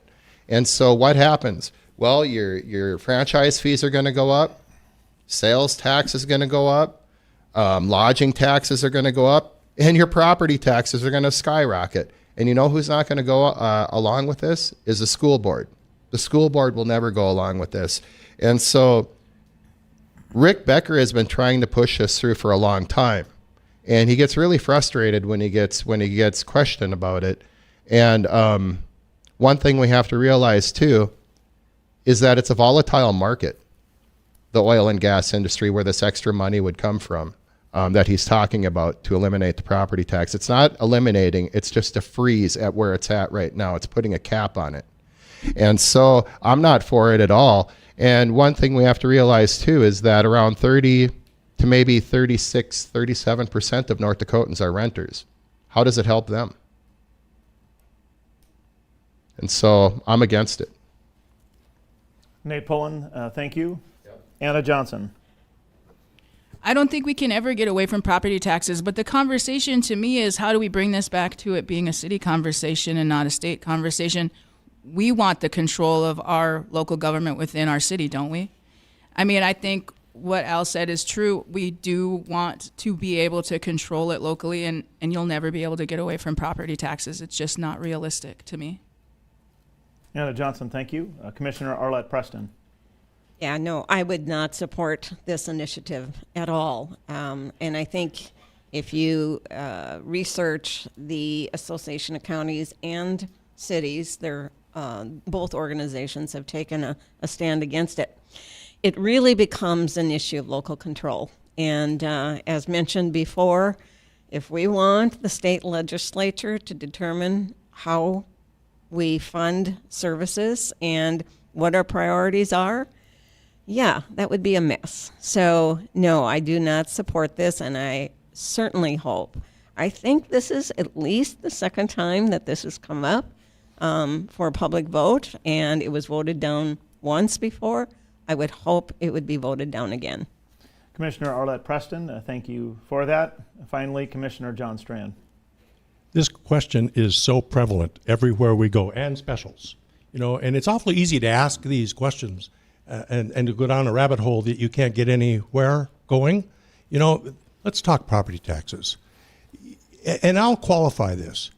We need to appreciate the concerns the people have about escalating, skyrocketing taxes and their ability to maintain their own homes and stay in their places. That's a challenge. We need to realize that's a reality. But if eliminating property taxes, do people know 52% of our property taxes locally fund public education? We got a pretty stellar public education system. I was on the school board. We should be really proud of our public education. We have so much money in public education, they want to take some of it and siphon it off to the private religious schools. That's how much they have. We have to support public education. Schools have no other way of getting funding. The 48% of the remaining property taxes are split among the county, the parks, and the city. And we have all kinds of other revenues to carry us. The schools don't. So really, wouldn't it be nice to get rid of property taxes? Yes. Wouldn't it, however, be more realistic to say, let's rein them in, let's be realistic, let's look at our senior citizens on fixed incomes and how do we give them relief and help? How do we support the people who've paid taxes forever and thank them? But you don't eliminate property taxes, but that said, the people have a real serious concern that they're getting our attention. And they need us to pay attention to their concerns because who can afford where everything's going? So that's a reality. But no, I don't support. Nobody in elected office probably could justify supporting eliminating property taxes unless there's a real good viable alternative, and I don't know what that is. Commissioner John Strand, thank you for that. I'm going to do just one quick question here, and it's just a simple yes or no answer, and we're going to do it in the same order that we just went through. So the question here is, again, yes or no. Another constitutional initiative at work here right now, the possibility of voting on recreational marijuana use in November. Michelle Turnberg, yes or no on recreational marijuana use in North Dakota? Yes. Delson Santal? Yes. Al Carlson? No. Nate Pullen? Yes. Anna Johnson? Yes. Arlette Preston? Yes. John Strand? Yes. All right, thank you for weighing in on that. We do appreciate it. The time now is 7:30. Straight up, we are going to take our final break of the evening. Again, you are listening to WDAY AM 970, FM 93.1, and The Flag, AM 1100. A live debate featuring the 7 candidates, all running for Fargo City Commission. Thanks so much for spending a portion of your evening with us. Again, a quick break, and we're back right after this.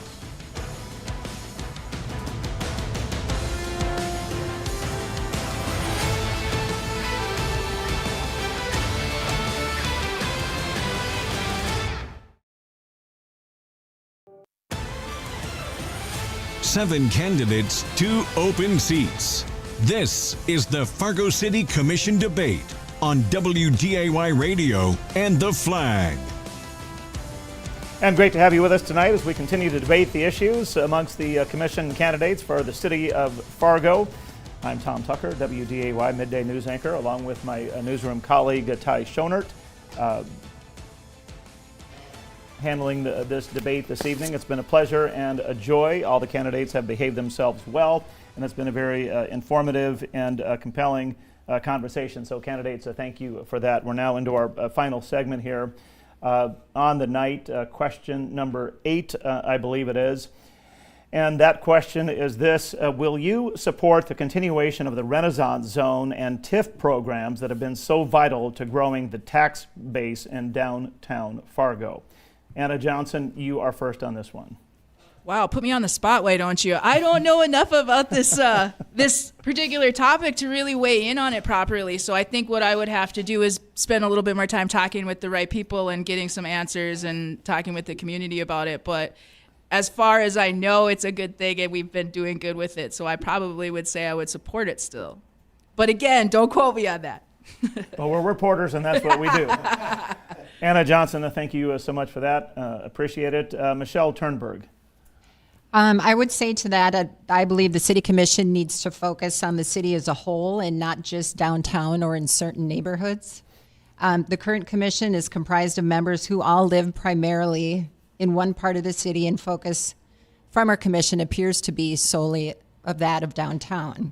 I live in South Fargo, which has not had representation on the commission for some time, and instead of the endless TIFs and the multi-million-dollar bridges to nowhere being built downtown, let's take some time to assess and invest in our other growing parts of the city. We need to invest our time and resources in infrastructure, supporting affordable housing, and making Fargo a city that is an attractive place for current and prospective workers and families. Michelle Turnberg, thank you for that. Delson Santal. A few of us have already said it earlier today, but downtown looks great. Let's replicate. Why don't we take a step further? Let's replicate that exact same. And that's why we'll go for there. Thank you. All right. Delson Santal, thank you for that. Commissioner Arlette Preston. So I think we've talked a little bit about what downtown was like 20 years ago, and the Renaissance Zone has been a huge part of bringing downtown to a much healthier state. And we all have to remember the property tax value for the core has increased tremendously with this program. So that ultimately allows us to keep that mill levy at least stable. I do think that at some point we need to ask the question, has it accomplished what it set out to accomplish? And if it has, do we need to start backing off? I don't think we're quite there yet. I do think, however, that the concepts and the Renaissance Zone can be applied to different parts of town. Now, we have to also understand that it has to be a blighted part of town. So going out into the southwest side of town is not going to be possible. It's a state law. So, but we do need to look at some other options. South University, north of the interstate, has been talked about as a Renaissance Zone. The TIFs are a whole different issue. TIFs, again, have a blighted purpose to them to bring blighted properties up to quality housing and whatever else, businesses. So I support both of them. I do think that we need to have a more objective way of measuring whether they're doing what they set out to do. And that's the piece that's lacking, if I have to admit.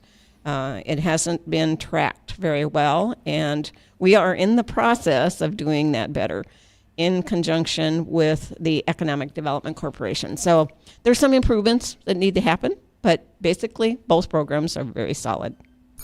Commissioner Preston, thank you for that. Al Carlson. You know, I was in the legislature when we passed the enabling legislation that allowed home rule cities and cities to be able to have Renaissance zones. And the logic behind it was let the local people decide whether they really like the concept or not. I mean, the town of Hoople could have one as well as the city of Fargo. But what you must remember that from a city commission standpoint, your view should be what is the cost-benefit analysis of doing this? I built some condos down on 8th Street South that were in the Renaissance Zone. I did not, as a builder, receive $1. But the people that lived in those 12 units that was on a blighted lot, when one of the lots was empty, one of them had a house that was moved, they were generating no tax. They received 5 years of property tax relief, and they received a percentage of their state income tax. They benefited. I sold the units. Today there's probably $100,000 a year in tax revenue generated off of those properties. So does it work? Yes, it works, but you got to have guidelines to make sure We also expanded it when I was in the legislature to allow you to take, when a neighborhood's full, it lets you pick another block. Originally, you couldn't move it to a second block. TIF I have a little more trouble with because sometimes you're shifting the tax burden. If you don't reduce your spending and you take in less revenue from an area, somebody else has to pay that money, and that's the existing taxpayer. So cost-benefit analysis is how I'd approach them. If they make sense in the long term for the next 100 or 50 or 100 years, then I probably would support them. If they didn't, I would say no. Al Carlson, thank you for that. Commissioner John Strand. This is something we should thank the legislature for. Al, you're correct. This came from the legislature to Fargo, and we've implemented it and done brilliantly with the Renaissance Zone. You know, I think that it's maybe 8 years now versus 5 years for tax breaks, and I think that's a local choice that the counties or cities can make. But there's nothing but success to be noted in the Renaissance Zone and in our investments in our community. And 5 years is nothing. Even 8 years is nothing. You know, so I just celebrate it. I'm going to go further. I like Commissioner Tony Grinberg's, he was a former commissioner, notion that let's take the Renaissance Zone and replicate it in at-risk core neighborhoods and help people improve their homes. Take like the Roosevelt neighborhood that's at 70-some% apartments, convert it back to single-family homes, give them a tax incentive to do that and bring families back and populate the neighborhood and the local schools. I celebrate and support the Renaissance Zone unconditionally. Generally, I support TIFs, tax increment financing. Usually, I support them, and I think that it's a good way to get blighted areas like the Kmart area in South Fargo, the Bruhala area up on First Avenue North. There's just countless examples of TIFs that have worked. I'm going to go a little further. I support new house tax credits. We have a 2-year program for people who build a new home. I'd like to take it to 5 years. I want more homes. We used to have 60% of our people own homes. Now it's 60% of our people almost rent. We've flip-flopped. Something's changed. I would like to incent new homes more and more. If we can give a couple more years of tax breaks to building new homes, I go, good, let's do it. Green light that. So these tax breaks, last thing I'll say is everybody offers them. You know, so if we don't offer it, West Fargo will offer it, Moorhead will offer it, other cities will offer it. So you have to have kind of an equal level ground upon which you're competing.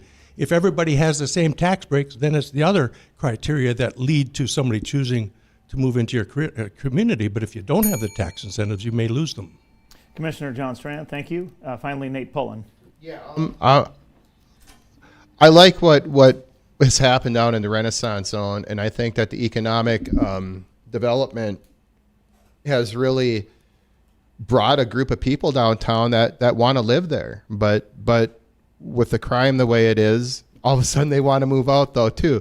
And with the TIF program, I think that we have to really be careful that the people that are, you know, if the blighted areas, like he was saying, like you could put Dwayne's in there and you could put that strip mall in there and you could put the South Kmart. You know, giving tax incentives is sometimes good and sometimes bad. And you really have to have that fine line of making sure that it's just not in the downtown area, in the Renaissance Zone, that a lot of those TIFs are, those increments are put into place, those tax incentives. That's the only thing that I see bad is if there would be that urban area, the outside the Renaissance Zone, that would feel like they're not getting as much attention and in getting those tax breaks as some of the downtown areas.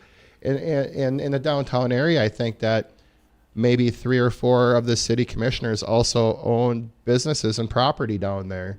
And so I think that they have they're incentivized by having the TIFs down in the downtown area. But in some cases, I am for them.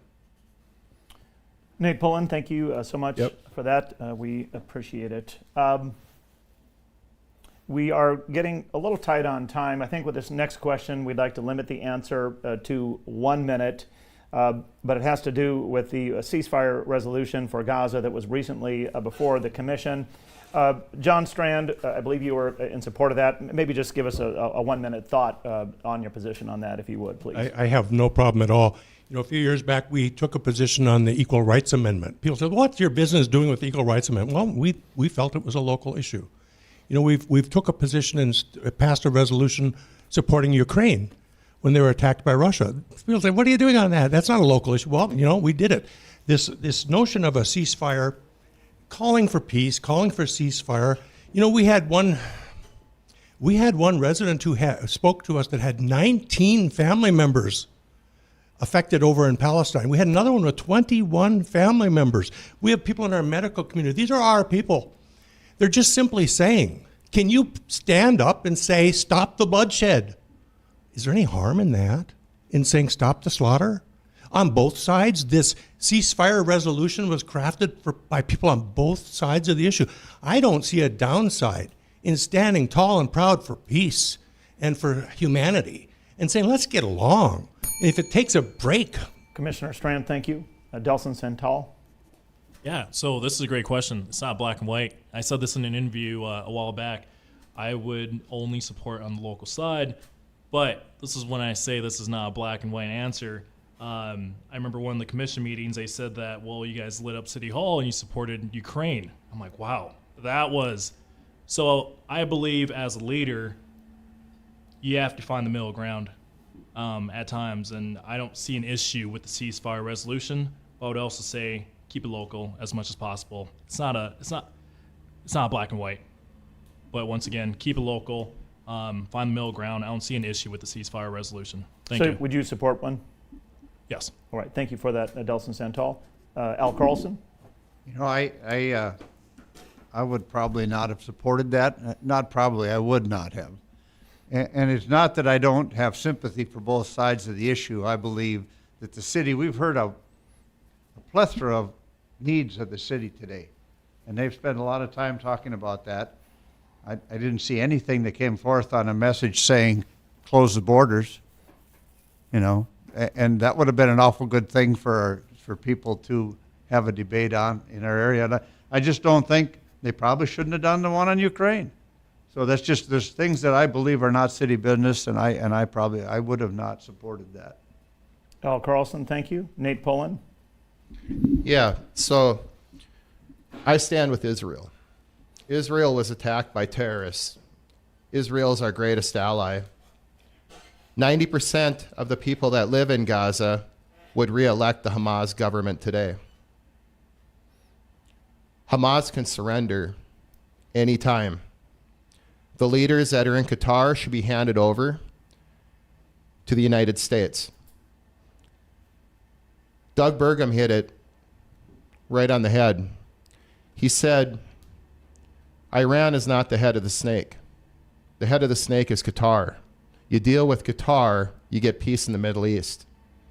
Now, Qatar gives safe harbor to a lot of terrorist leaders, and it's out of the purview of a city commission to even put their opinion out there like that. We don't recognize Palestine as a state, and I stand with Israel. Thank you for that, Nate Pullen. Anna Johnson. I would have supported it. I don't I believe what John said is accurate. I don't see the harm in supporting some of our community, and also bloodshed is wrong no matter whose side you're on, and killing innocent people like women and children and people who have families that are impacted in our community by this. There is nothing wrong with standing with our community on tough issues. Anna Johnson, thank you for that.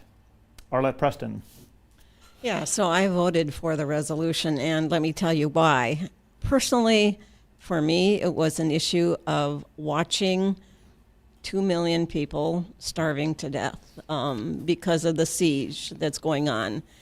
There's a complicated history in that land. And without even looking at that, 33,000 people have died in Gaza. 11,000 of those are children. The projection is 3 times as many could possibly die from starvation and disease.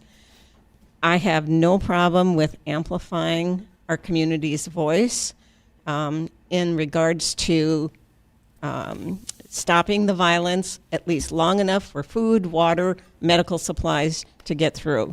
And that was the reason why I voted for it. Commissioner Arlette Preston, thank you. Finally, Michelle Turnberg. for me? Yes. The Fargo City Commission recently considered a resolution calling for a ceasefire in Gaza. It did not pass, but the commission considered it, and it drew quite a bit of attention here in the community and quite a bit of conversation at the commission meeting. So would you support a resolution of this nature or vote against it? No, I think this goes back to returning to common sense on the commission.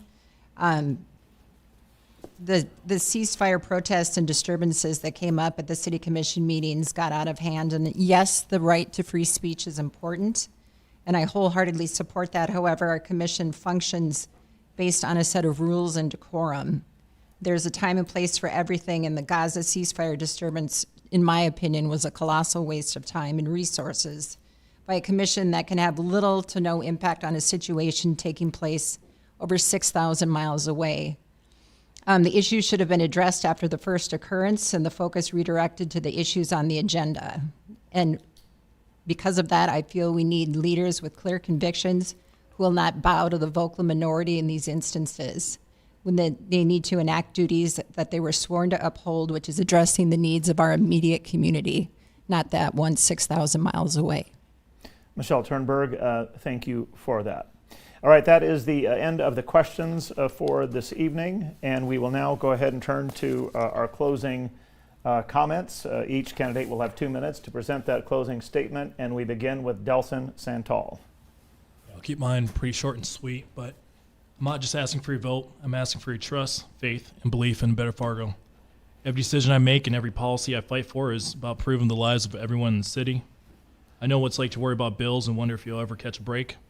That's why I'm committed to keeping our middle class strong, easing the burdens that weigh us down, and building the Fargo where everyone can shine.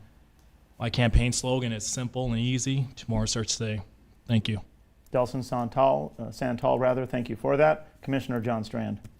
Thank you very much, and thanks for hosting this. Our pleasure. And for the audience for listening in and for getting a chance to learn what we're all about and get close to the issues that are important in our city.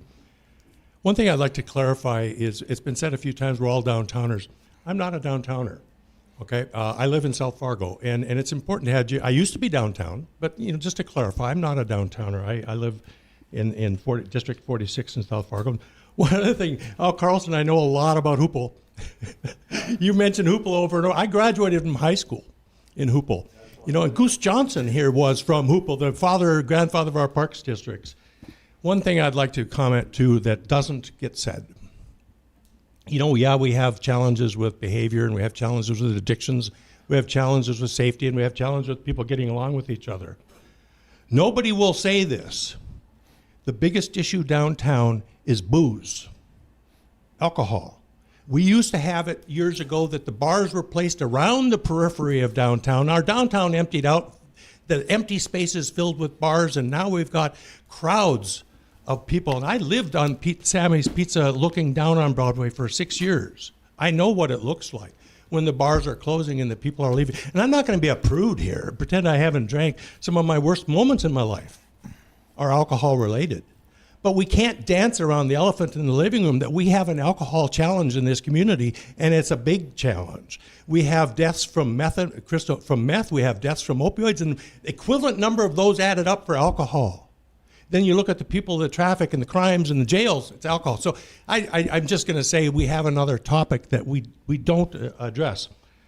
Lastly, it's just a real privilege and honor to serve the people. We don't know everything. I don't know. I learn from the people.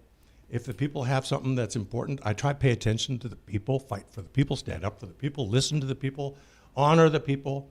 That's everything in government. If you're fortunate, you serve the people. Commissioner John Strand, thank you. Nate Pullen. Can you ask that one more time, please? Yes, your closing statement, please. Oh, okay. Well, yeah, so this is all new to me, and I was scared to death to throw my hat in, and it's because of my past, and the addiction-related stuff that I had when I was younger in life, 17, 18 years ago. But I also feel that I can do a lot of good because I've learned and I've got the tools now to where I'm a productive member of society. I have graduated from college 3 times. And I have a lot to give.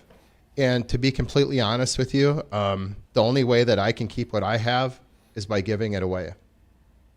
And so all the tools and all the things that I've learned from struggling and through my trials and tribulations to be able to tell my testimony here today, that's why that jobs training, education, mental health, and addiction services facility is so important to me. We can run that on a 501c3.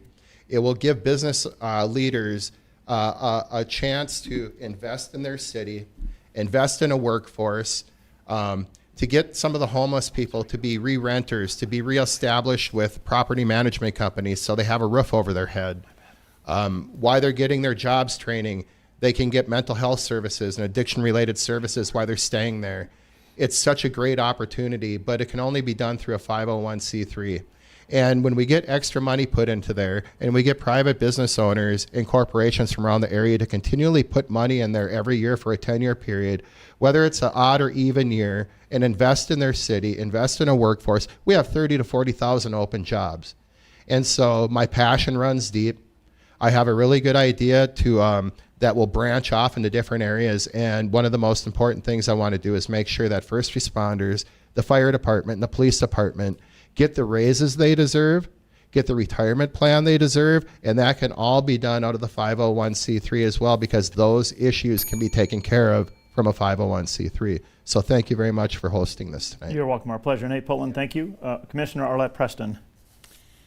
I hope that your listeners have picked up tonight how complicated things can be sometimes. And when you talk about budget priorities, you talk about mental health, behavioral issues, you talk about homelessness, all of that is very complex. So you need people sitting in the city commission that know and understand how leadership is plays an important role in all of those issues.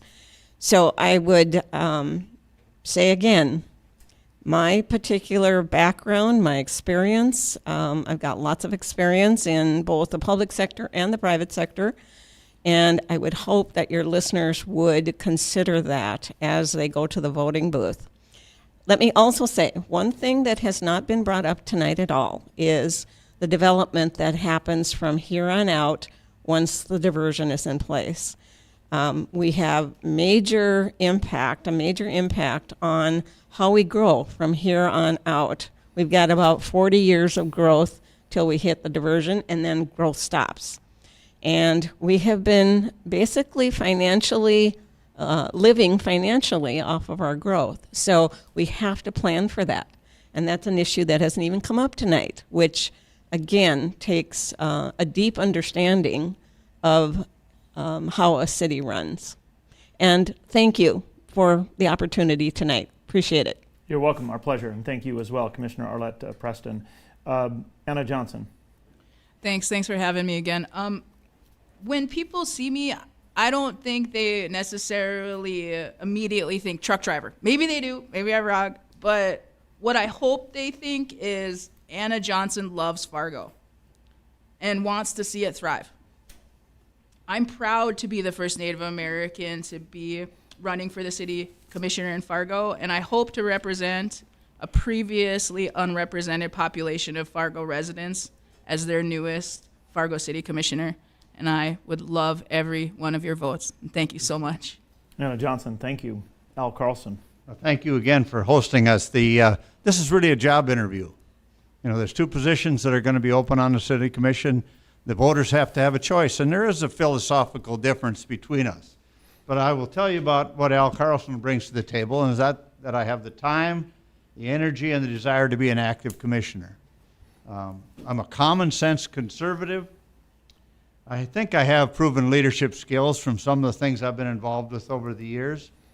I have a steady hand when it comes to issues. I don't jump to conclusions, and I also have the ability to see the big picture, which I think is extremely important for the long-range growth of the city of Fargo.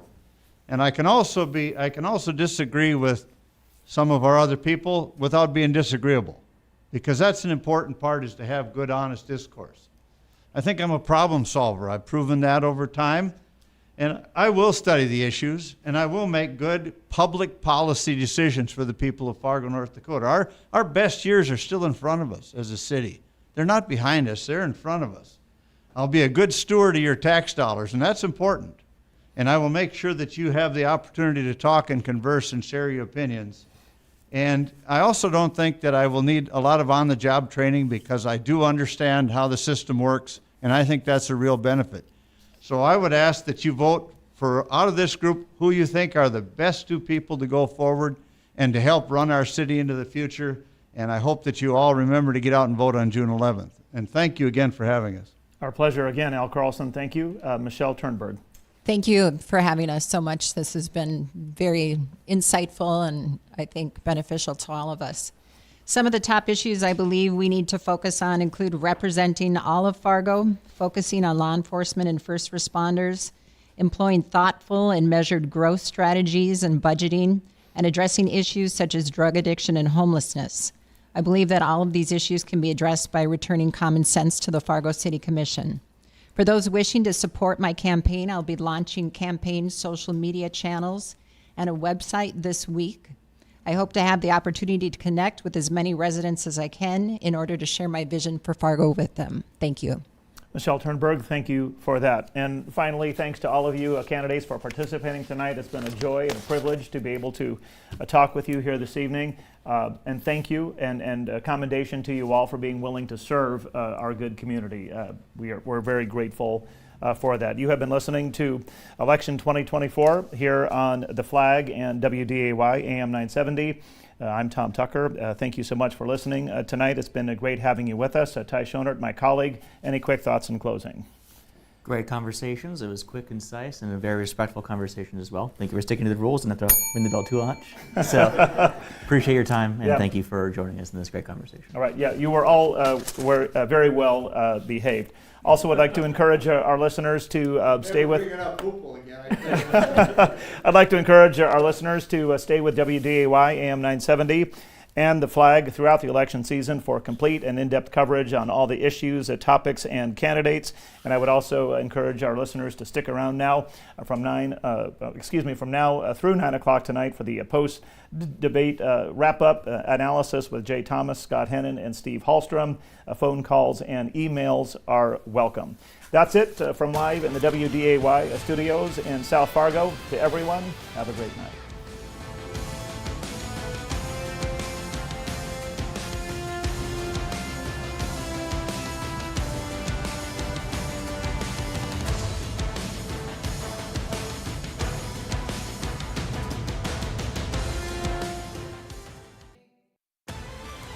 The candidates have spoken. The Fargo City Commission post-debate show starts now on WDAY Radio and The Flag. All right, well, the Fargo City Commission debate is in the books. I guess I promoted them all to being presidential candidates all of a sudden. In the books after 2 very good hours of conversation. Great job by Tom Tucker, Ty Schoenert for being the moderators for the debate tonight. Steve Hallstrom, Jay Thomas here with you for our post-game show as we break down what we just heard and analyze the thoughts and the comments that were made here today. We want to invite you to be a part of this conversation. Let's all kind of figure this out together. What did you hear tonight? Who did you think won of the debate? Did anybody surprise you? Let us know what you think about that. 701-271-1100 is our phone number. 701-271-1100. That's our phone number tonight, and we would love to have your perspective on what you heard. What didn't you hear tonight that you wanted to, but that you didn't hear as much about? Was there a question or an issue that you had hoped would have been discussed tonight, and it wasn't? We'd love to hear your thoughts on that. Did anybody put an answer out there that made you go, holy smokes, I can't believe they said that? I've got one. Probably more than that, but one for sure. Which one? Which one, man? Don't leave us hanging. Which one got you, Steve? You want to get right to it? Yeah, why not? All right, again, 701-271-1100. Michelle Turnberg's answer about who would you, I forget exactly the question, but who would you model your leadership after? I did not know that anybody would have The Donald Trump answer. I did not have that one on the bingo card tonight. Steve was in my office typing away notes, listening. I'm at my desk, and when that was said, I saw Steve's face, and he was like, "Whoa, whoa." I respect the honesty. Yeah, I do too. I do. I just didn't think that Donald Trump being as polarizing as he is, whether you believed it or not, I did not know that we would hear that. But I give Michelle credit for being honest with her answer. She is. I've known Michelle for years, and she's a very straight shooter, very honest. She does not hide her feelings or her thoughts. So yeah, kudos to her for just hey, being Michelle. Well, the point of this whole thing is to get to know people, and exactly. we certainly did that tonight. So I've got another kind of surprise, but that was my biggest one tonight. Jay, who do you think won the debate? Forget about who you and I like or don't like. Al or Carlson. like that. Who I don't won? have to think. Al Carlson. Al Carlson and callers, hang on. We're going to get you in a second. Larry will be first on the phones. Al Carlson. Al Carlson. And I'll be honest. I was not a huge fan of Al Carlson when he was in the state. I agree with a lot of things he did, but there are things I didn't. But I just think Al brings the experience. He brings the knowledge. He brings the experience. And he's right. He's very fiscally conservative. And I think that's what you need in this day and age on a city commission. And we talk about, the when we talk national politics, we talk the swamp and it's the same people over. You got to get them out of office. In this case, I think this is different. I think Fargo's in a situation where you've got to get that experience. I'm not saying that the folks that sit on the commission don't have the experience or the knowledge, but Al Carlson brings a lot of experience. He dealt on a bigger stage with being I remember was he senator or representative? Can't remember either one, but he sat on that big stage. State representative. Representative. Yeah. I think Al, to me, Al won. Yeah, you could tell that the people that have been around this game for a while handled the audition very well. Mm-hmm. The moment was not too big for them. I felt like maybe for a couple of the candidates, the moment was a little bit big, which is to be expected. People that haven't been through it as much or have run for offices before. But I think the people that have been in the game, you could tell they've been in the game. I think those that have experience, they did a good job of parlaying their experience into confidence that I know the issues, I see things that you don't see, and I can help get us to where we need to go. And so for those reasons, I thought Al Carlson did a good job as well. Interested to hear what our listeners have to say about this. Let's find out because the phone lines are filling up fast. We're going to go to Larry, then we're going to go to Justin down in Lakes Country, and I know the guys in there are getting all you other callers lined up. Ross, you're coming up as well. Let's get to it. Hey, Larry, welcome to the conversation. Hi. What I heard tonight was 3 big spending, big taxing liberals, 2 conservatives, and 2 middle-of-the-road to conservative candidates. Larry, who do you think won tonight? Carlson and Turnberg. Larry, is that who you think won tonight? Was Al and Michelle? Yep. Okay. And the thing is, though, I won't be voting in the city elections until it gets back to one man, one vote. Well, a lot of people are upset with this. What do they call it, Steve? The approval voting. Approval voting. But you can go back to that right now. Just vote for the person you want. It's that simple. No. Why should I waste my time voting? You're not wasting your time. Competition can vote for everybody they want. Your vote still until counts. It goes back to one vote for office, but then Larry, then you cannot sit and complain about what happens in the city if you're not going to go out and let your voice be heard. What good does it do? The other side can cancel me out automatically. Steve, you want to jump in on this? 4 votes, I get 2. You can have 4 votes.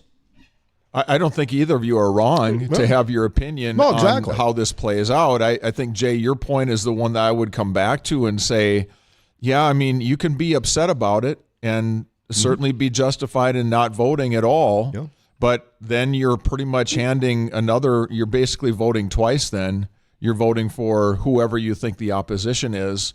So I would encourage people, go out, vote for there's 2 people. If you think there's 2 good options, there's 2 openings, vote for those 2 because the people that want the people that you don't want are going to go out and vote for their people.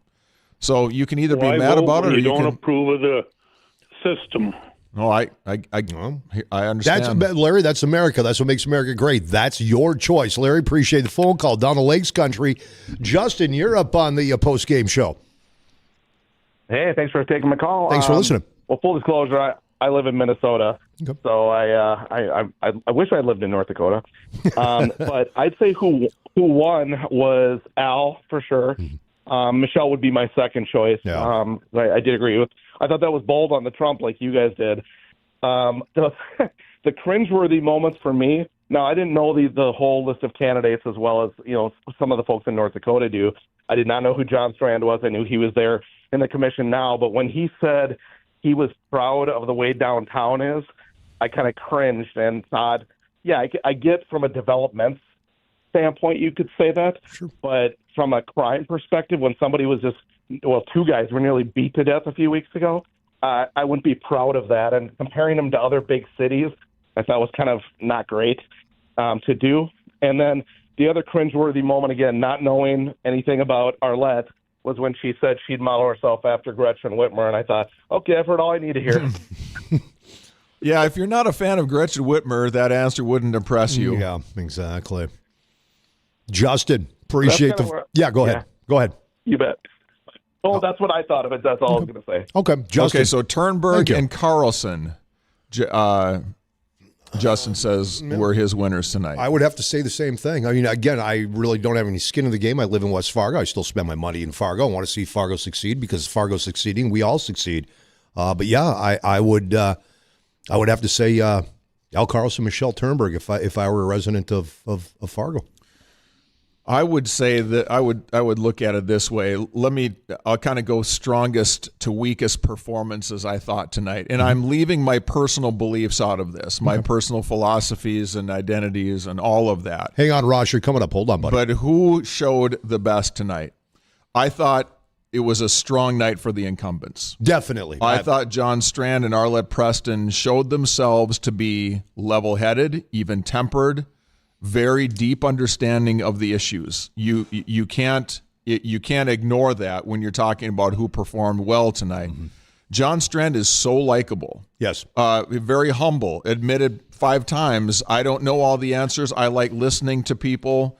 When he said somebody he would like to model his public service after, he talked about a Republican. And John is not a Republican. No. He mentioned Ed Schaefer as the person that he, quote unquote, would look up to there. I thought that was, I thought he just handled the scenario very well, and I think he's a very likable person. I have some questions about some of his positions, but as far as who came off being the most stately and who is a likable candidate, I think he showed very well. And there are a lot of people, Jay, you and I and others who look at things more critically. We may not vote that way, but most of the world does not. Most of the world votes for people that seem likable, that seem like they're level-headed, that they try to see both sides, and they've got a good heart. John Strand checks that box every single time. I thought Arlette, with some of her comments about the growth of Fargo, the diversion that we're going to grow into, like bump our heads on the diversion after 40 years, that's perspective that nobody else brought to this table. I'm glad she brought that up. I mean, I will give her kudos for that. That is looking ahead. And you're right, Steve. That nobody else brought that up, and she had the foresight to say, "Hey, this wasn't brought up, but this is where we're going." Yes. So I thought in those respects, it was a good night for the incumbents. I also thought it was a very good night for Al Carlson. Al Carlson is the sort of Reagan conservative that I think most of the country, or at least a good share of the country, wishes we had more of. People realize that we've got issues with spending at every level of government. And people want people who are going to say, no, we can't spend all of that money on all of that stuff, and we're going to have to make some hard choices, even if they don't like where they stand on social issues or other things. I think that reasonable fiscal approach is really, really important to more people than it ever has been before because they see what is happening. So I think Al, his ability to be at ease with the microphone and in the spotlight. Well, he's got the It was a experience. very good day for him. Yeah. I thought Michelle Turnberg expressed herself very well. I thought maybe didn't seem quite as comfortable in the conversation at times. And again, is that how I'm going to vote for somebody? No. But people that are just listening for that first impression, they're going to hear a few ums and ahs and a little bit of hesitation It's there. just kind of like But DeSantis was. Oh, you're going to do that to me now. But dude, you know I'm a DeSantis fan. I'm just saying he was uncomfortable, wasn't used to this, and I think Michelle, even though years in media, this is a different arena for her, and she's going to grow into this. Yes. Yeah.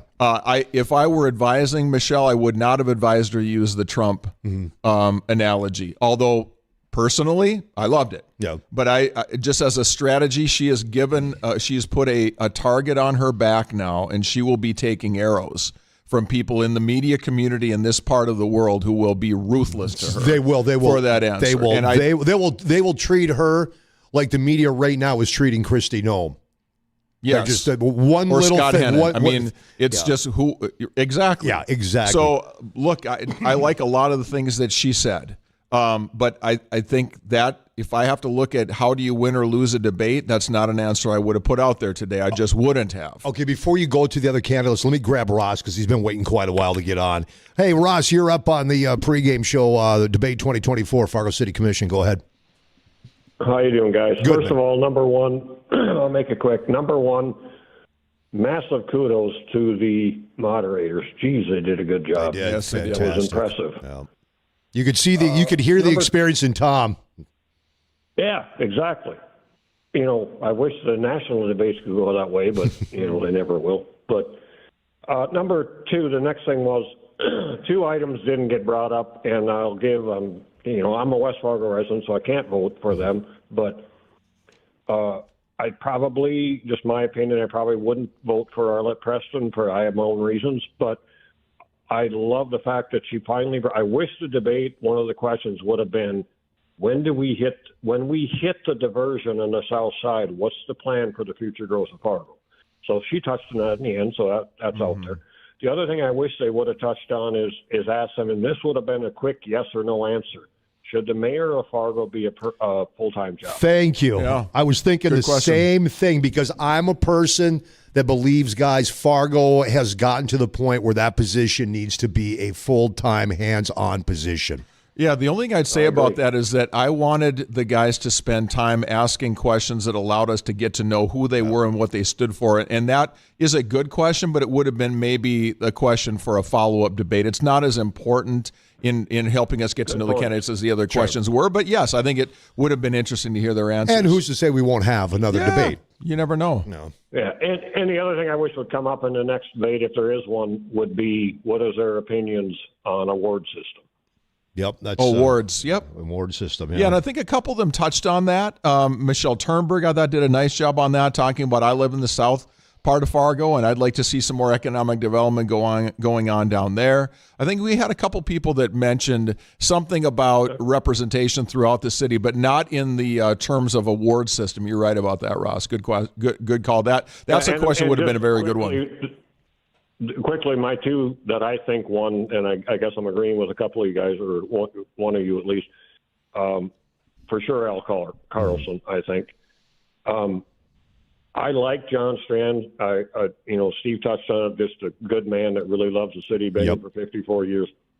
But if I couldn't vote for him, my second pick would have been for sure Michelle Turnberg, because I like her stance. No, I didn't like the Donald Trump thing, but I like her stance on law enforcement support. When they get funded for 2 cops when they need 13. That's ridiculous. Yeah. It is ridiculous. So, all right, Ross, good conversation. Appreciate the phone call. Here's the number. It is 701-271-1100. Darius, hang on. You're coming up next. Steve, your review going back to let's just hit the other candidates in terms of how I thought they did tonight. I thought Delson Santal handled himself well. I thought he gave some answers I didn't expect.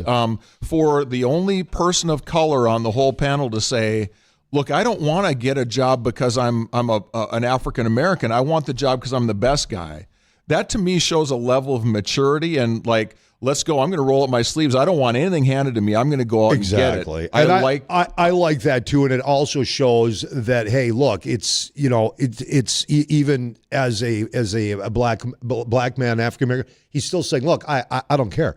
He's looking at reality. That's how it should be. It should be the best person gets the job because they are the best qualified. And I liked what he had to say. Yeah, I thought he and Anna fell into a similar category. I thought they were very likable. You can tell that they're bright, articulate. Anna Johnson's got a sparkle to her that I love. I just think their inability to really get into the issues like how do the TIFs and the Renaissance and pilots work, that just hurts you if you don't have the ability to have those conversations. And to their credit, they didn't try to make up stuff they didn't know. No, they were honest said, I'm going to about be it. humble and say I don't have all the answers. So that's the second best answer, but it's not the best answer. I thought Nate Pullen, did a very good job too, bringing perspectives. And he's another guy who was not afraid to say what he wanted to say out there. Talked about, where there's too much woke in this or we're spending too much on that. So I thought he was very honest. You can tell that he's got a lot of ideas. He's got an idea for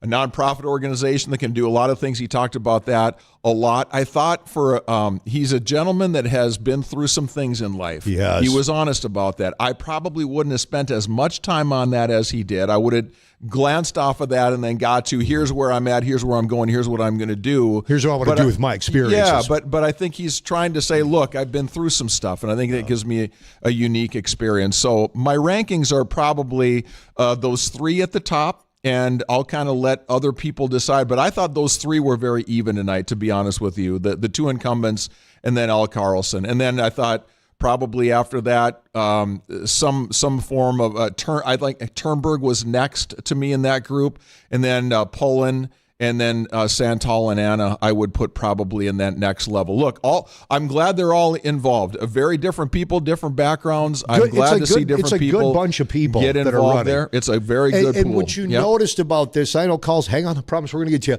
What I liked about this group of candidates, because a lot of times people will just throw their names out. They'll jump in this thing, and they really, it's like they're doing it because they want to say, hey, I'm running for commission, or I want.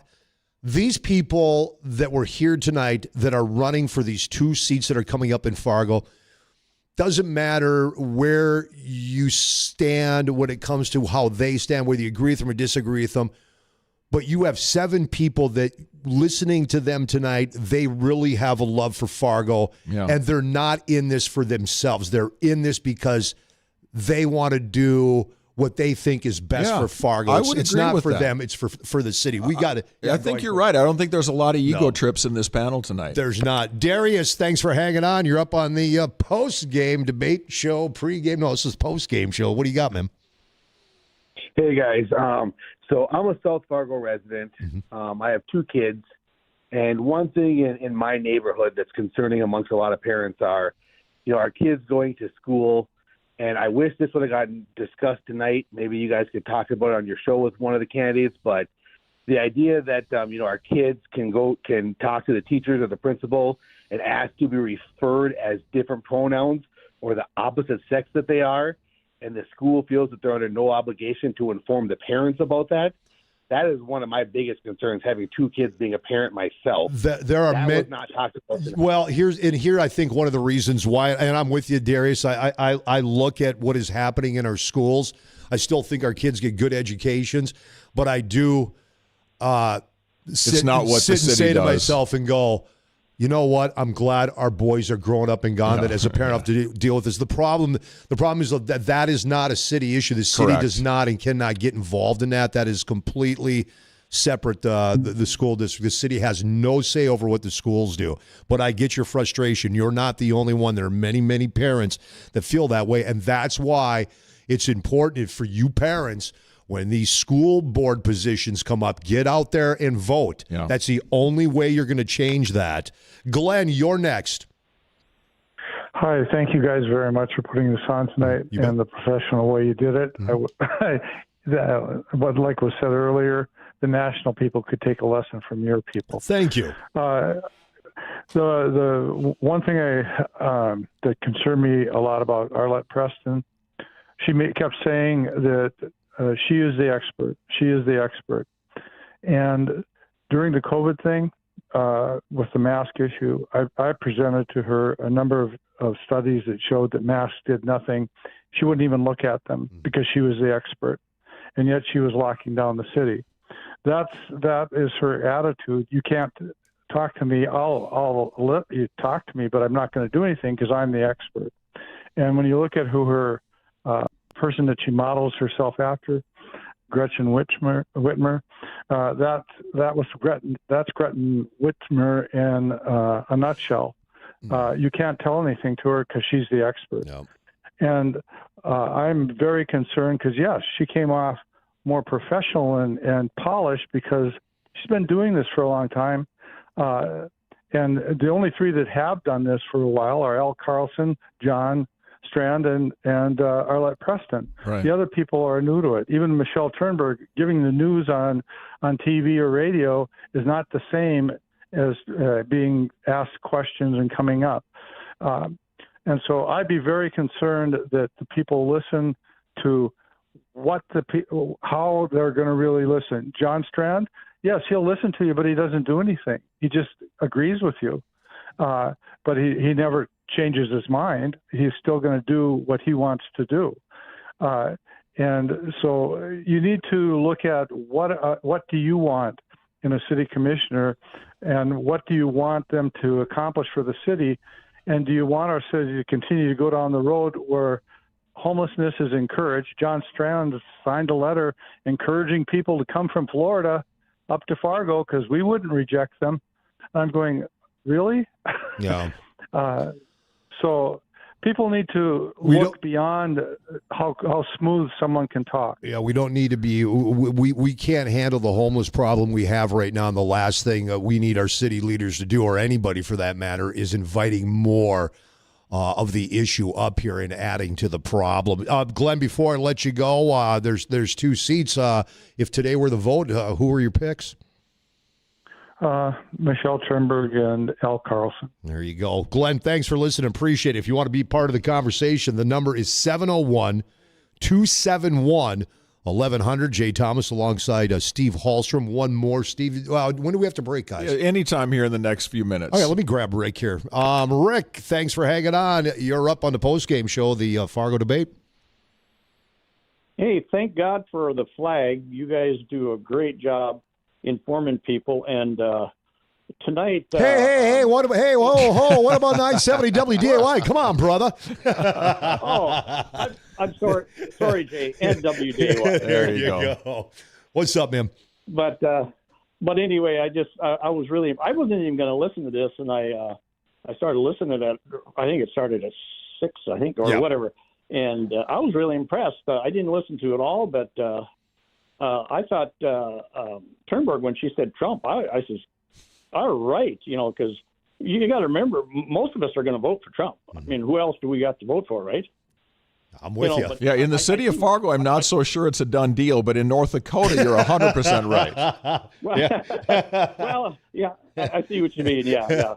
But my two picks tonight were Michelle Turnberg and Al Carlson. Yeah, and they're both.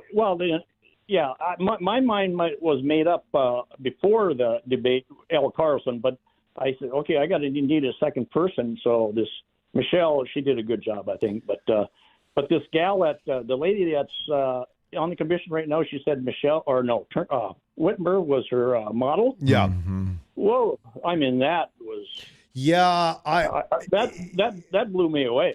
Yeah, I don't know if that's as hard hitting as Michelle saying Trump, but it's up there. For those who know, but again, I'm going to give both candidates kudos. They're not hiding. They're saying that at least they're being honest. 100% and saying, look, right, man.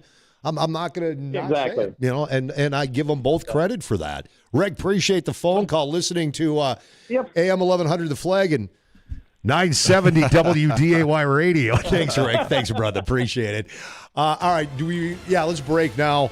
I know you're itching to get something out. You're ready to rock and roll on something. No, I just have some observations here from what we talked about tonight, but we love hearing from you first. So it's all about you, and Rick dropping off opens up a line for you, 701-271-1100. What did you think? What were your big takeaways? Who do you think won tonight? We'd love to hear from you. More of your calls coming up and your emails.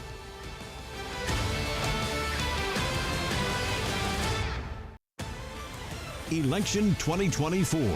This is the Fargo City Commission post-debate show on WDAY Radio and The Flag. And we are back. Jay Thomas alongside Steve Hallstrom, and your phone calls at 701-271-1100. You can also watch this on our YouTube channel. That would be AM 1100 The Flag. And make sure you get on there, you subscribe, hit that subscribe button and hit the bell, because the bell, what that does, if new stuff goes up on the page, and it does, you get an update. Hey, there's new material up there. And while we got you, we also have our Flag Plus that we really want you to join. We have a blast with Flag Plus. It's $10 a month, $100 a year.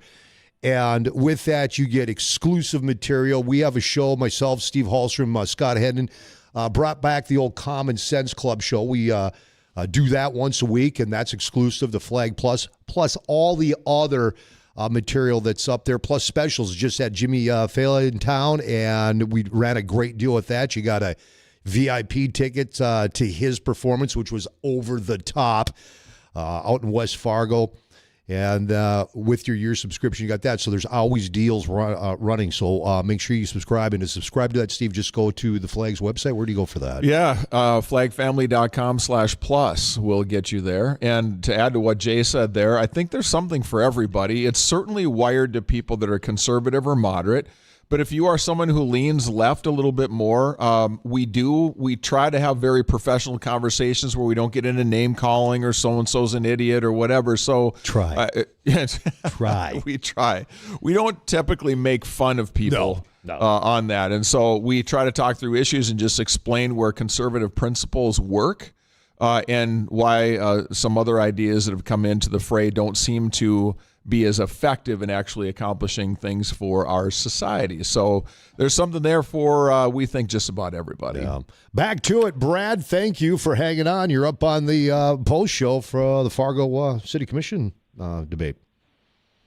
Yeah, no problem. I just had a quick question. I was wondering if you guys remembered the fellow's name that brought up that they that they praised Liz Cheney and Nick Haley. What was the fellow's name that talked about those two ladies? Yeah, that was John Strand. I missed some of it. Nope, that's okay. John Strand, he talked about, when asked, who would you model your service after if you were elected? His first answer was Ed Schaefer, but then he actually listed a number of other people. Liz Cheney and Nikki Haley were two of the people that he said he respected. Right. Still, a red flag goes off with Liz Cheney and Nikki Haley for me, boss. That's why I was wondering. Yep. Appreciate it. I'm with you. Thanks, Brad. Appreciate the phone call. 701-271-1100 emails. First one says, hey, guys, maybe I missed something, but what did the candidate Nathan, I think, mean by trying to start a 501c3 to fund things? Well, I know some of that discussion was dealing with the alcohol and drug problem, saying if we did that, that would free up time for police, money for police. That's all I caught out of that. Yeah, Steve. he didn't go into detail about exactly how it would be set up or what the mission statement would be. He just said there's a way to use a nonprofit organization to help direct funding and direct attention to certain things in the community. To me, it felt like he's got a big plan that's fairly complicated, and he didn't want to get into all of it. So we just said, I've got an idea for a plan that I think would work. And I imagine he'll be rolling it out on his website or something like that as time goes on. Which he would not have had time during the debate to roll that plan out. So, yeah, follow the candidate, Nathan Poland, follow him. And I'm quite sure, like you said, Steve, he's going to roll something out. Another email, guys, do the candidates get the questions beforehand? No, they did not get they did not know what the questions were. This is coming in here cold. Be ready for it. And again, we can't say enough about Tom Tucker and Ty Schoenert and just the fantastic professionalism, how they were able to keep the conversation moving, keep the candidates on track and on time. And it literally, Steve, made it go by fast. Yeah. And also this emailer says, for me, it's Al and Michelle. They are really knocking it out tonight. Let's see. Craig, you are up on the post show. Hey, great show, great everything. I have to say, I live across the river, but it's the citizens of Fargo, the taxpayers, with all the budgetary issues. If they don't get Carlson in here, they are in for a world of hurt. And with all the talk about budgets, I wish somebody would have asked about wasting money suing the state for the second time on the gun deal. Yep, I was with you. I was hoping that was going to come up. It's the gun deal. I know there's another one out there that is happening or happened, but that's not the first time. And my concern, and I'd really like to hear Al Carlson, just the fact that he was a state rep for years, address that. And my concern with Fargo and their home rule charter constantly going against the state. You not only have the city doing that, but you have the Fargo Public Schools doing it with the superintendent saying we're not following the state law when it comes to informing parents. Again, that's a school issue. That's not a city issue. But what my concern is that come time for legislative session and the city of Fargo needs help or needs money, you're going to have these lawmakers going, go pound sand. You know what? We put laws out there. You want to fight us? You want to argue with us on every step of the way? You know what? Then you're on your own. I think this is going to come back, Steve, and bite him in the butt down the road. I really do. And it's really an astute point about the cost of doing that. It's not something you think of right away. You just think, okay, they have a difference of opinion. But yeah, there's now they have city attorneys that do some of that for them. So I don't believe they have to outsource a lot of that. But the time and the resources, no question, have to be put toward that. One last comment, please. Yes. Yeah, go ahead, Craig. Strand's heart is in the right place, but can you afford them? It's not like it's a closed border. You have solved the homeless problem tomorrow. 100 can come to the next day. I mean, just raise my taxes. All you people, get Carlson in there no matter what. Thanks, Greg. Appreciate the phone call at 701-271-1100. And that's, Steve, something I want to touch on, and I think you could dive into it even more. And that is politics, like Al Carlson said, the government closest to you is your city, your county. That's your close government. And that should not be positions where it's I have an R behind my name or a D behind my name. It's sad in this day and age, that's what it's turned into. And when you're going to these polls, I know it's hard because politics has become so polarized, even on a local level, but you really, really need to go to the polls, whether it's Fargo, West Fargo, we have 2 commission seats up for grabs, and you've got to get that out of your mind, and you just have to listen to what these candidates say, because this comes down to money, to spending properly, to your future, to your home, your property, your safety. Just, you got to look at which candidate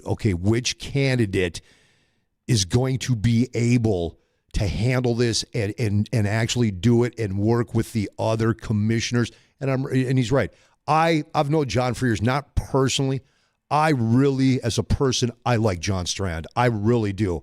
Politically, and not because it's just, I don't agree with his view on how things should be run in the world. And if I were able to vote in Fargo, I would not vote for John. Not because of his, he's liberal. But I just do not agree with his to me, his focus, he cares for people. I get that. But his focus, I just don't think is in the right spot. Fargo right now is in a situation where they got financial problems. You've got crime problems. That's your focus. Yeah, so tomorrow on the Steve Hallstrom Show, from my studio at the other end of the hall, I will get into this more through a conservative lens. I don't know that that's our job here today to tell you that as we apply our personal beliefs, here's what we think. So I'll do that tomorrow in a hopefully respectful and adult tone, but I do have some very significant issues with some of the things I heard tonight. I just do. To your point, Jay, I say this all the time when people are at, how can you be a Christian and support Donald Trump with all the stuff that he's pulled and all of this and all of that and whatever else? And I say, listen, it's easy for me. Yes, the person matters, but only to a point. I am more concerned about the set of answers that candidate gives me than I am what they did 20, 25, 30 years ago in life. I say, what do they believe? And do the things that they believe turn into building blocks for a healthy and productive society? And when I listen to some of the answers, like you said, I like likable people. But there are some times when you have to say, I don't care how nice you are, your set of answers doesn't work very well. Mm-hmm. And when it comes to spending and money and all of these things we're talking about and taking positions on issues, I just look and I say, is this what you want to do? Here's my one thing, I'll kind of get into the political side of it. If you want to talk about a resolution on a ceasefire or whatever, understand you're taking a side. That's what nobody seems to understand, that calling for a ceasefire is not just the middle of the road Switzerland approach. That is telling two warring countries, we're going to take the side of one, because only one is calling for a ceasefire. Okay? So how about the people that stand on the other side that live in Fargo? You are saying to those people who back Israel and Jewish people to go pound sand. Exactly what you're saying. And so that's not the role of what you are to do. So if you want to go against that, then you better make sure you understand what you're talking about. And in my mind, I've said this before, if you pick a fight with somebody and you start a war and you invoke a 9/11, that was Israel's 9/11 on October 8th when that happened. If you start that, you don't get to decide how the other side ends it. And that's my only editorial comment on the political side. I'd say more so than that, a couple of the candidates had it right. This is not our battle to get into. It is not what we do. And you should not be getting involved with issues like that if you're taking sides and you're dividing your community. We talk about we want unity. Well, this is not unity when you're saying we stand with one side or another. I wouldn't want them to take a resolution supporting Israel. Mm-hmm. It's not what we do in the Fargo City Commission. That's what no city commission should be doing. Your 100% your right. job is to take care of public safety, police, fire, roads, stuff like that. Taxes. All right, back to it. Bob, you're up on the post-game show, 701-271-1100. Mark, you'll be next. What's up, Bob? Yeah, Jay, Steve, you guys, the whole team did a good job tonight. That was very interesting. Thank you. One of the things that I thought was most interesting was the question as far as freezing property taxes. Me being a lake property owner in Minnesota and homeowner in Fargo, I mean, I'm just getting bombarded with taxes, property taxes. Yes, and you are. The whole Rick Becker approach has been intriguing, and I think addressing it and Al Carlson's answer, hey, this is you want to be able to have local control rather than having the state legislature dictating as far as what you're going to get for property taxes. I thought that was very insightful because I'll have to be honest with you, the whole thing that Rick Becker is proposing, it sounds good. It does. But when you actually get crack the nut and see how it's all got to be funded, yeah, I'd rather have local control than having, it's kind of like the state legislature. You can bring up proposals and whatnot. It's like sausage making. You really don't know what you're going to get in the end. Yeah. Okay, can I say this, though? Please listen to the Steve Hallstrom show from 4 to 6 tomorrow, because I want to add to this conversation. Because what is being played out as losing local control, in my mind, is not. I think there's more to it than that. So this is not the time or the place for it. But tomorrow, I am very intrigued with it, too, and I see promise, and I can tell you why, but I'll do it on my show tomorrow. I'm going to tell you, and on my show tomorrow on 970 WDAY from 2 to 5, you can do Steven at 5. No, I'm kidding. We always have fun going back and forth. This whole elimination of property tax, I'm with you, Steven. This isn't the place to get into it, but it is intriguing, and I think the way it was written up this time it was a lot more thought out than the first time around. And it is going to be interesting to see what happens come November when that thing hits. It's complicated, and there are some drawbacks I see to it, but it's not the drawback of local control. No. So that I just want to put that out there. And again, I'll explain on my show tomorrow. This isn't the Bob, appreciate the phone call. Thanks, Bob. We've only got about exactly 5 minutes left, and we got to try to get everybody in here. Mark, you're up on the post-game show. What's up, man? Okay, great. Well, if there's anything I'm not going to miss, it's going to be the Steve Hallstrom show. I am not going to miss it. Well, I love you too, Jay. But anyways, what a great service you guys provided tonight. I thought all of the candidates were very civil. The one thing that was really disappointing to me was they started the debate talking about homelessness, drug addiction, how we need to help people with these that need these services and stuff. But yet 6 out of 7 said that they would approve legalizing marijuana. Yeah, Steve and I were in my office going, wow, that was really surprising. That was the surprising. second of my 3, I wouldn't say jaw-dropping moments, but I was very surprised that 6 of the 7, and including a couple people who talked about battling addiction in their own past. But they're okay with legalizing marijuana. Surprised, no question. Yeah. Very disappointing to think that you're going to solve problems and then introduce another one that contributes to the thing. It's just really disappointing. So I'm with you. But and just wanted to say thanks again. I thought Al Carlson did a great job, Michelle Turnberg, and Steve, like you said, Strand, obviously a guy who's been in the seat for a while and knows what he's doing with local politics. So he's going to stand out, and but it'll come down to those guys. Before we let you go, the other guy, No, I'm sorry. Finish your thought. I thought you were done. I apologize. I was just going to say the guy who was upset with the way the balloting or the voting is handled. If you don't go and vote, you're just throwing it away. Exactly. And that was the point I was trying to get across to. I was like, look, man, if you don't vote, then really, do you really have a position to complain? You didn't vote.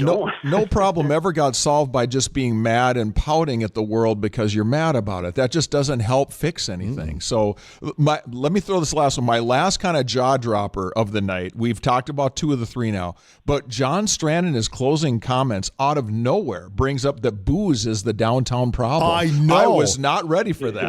But when that was brought up, I'm in my office going, you guys keep giving out more liquor licenses down there. I mean, come on. His exact quote is, we cannot dance around the elephant in the room.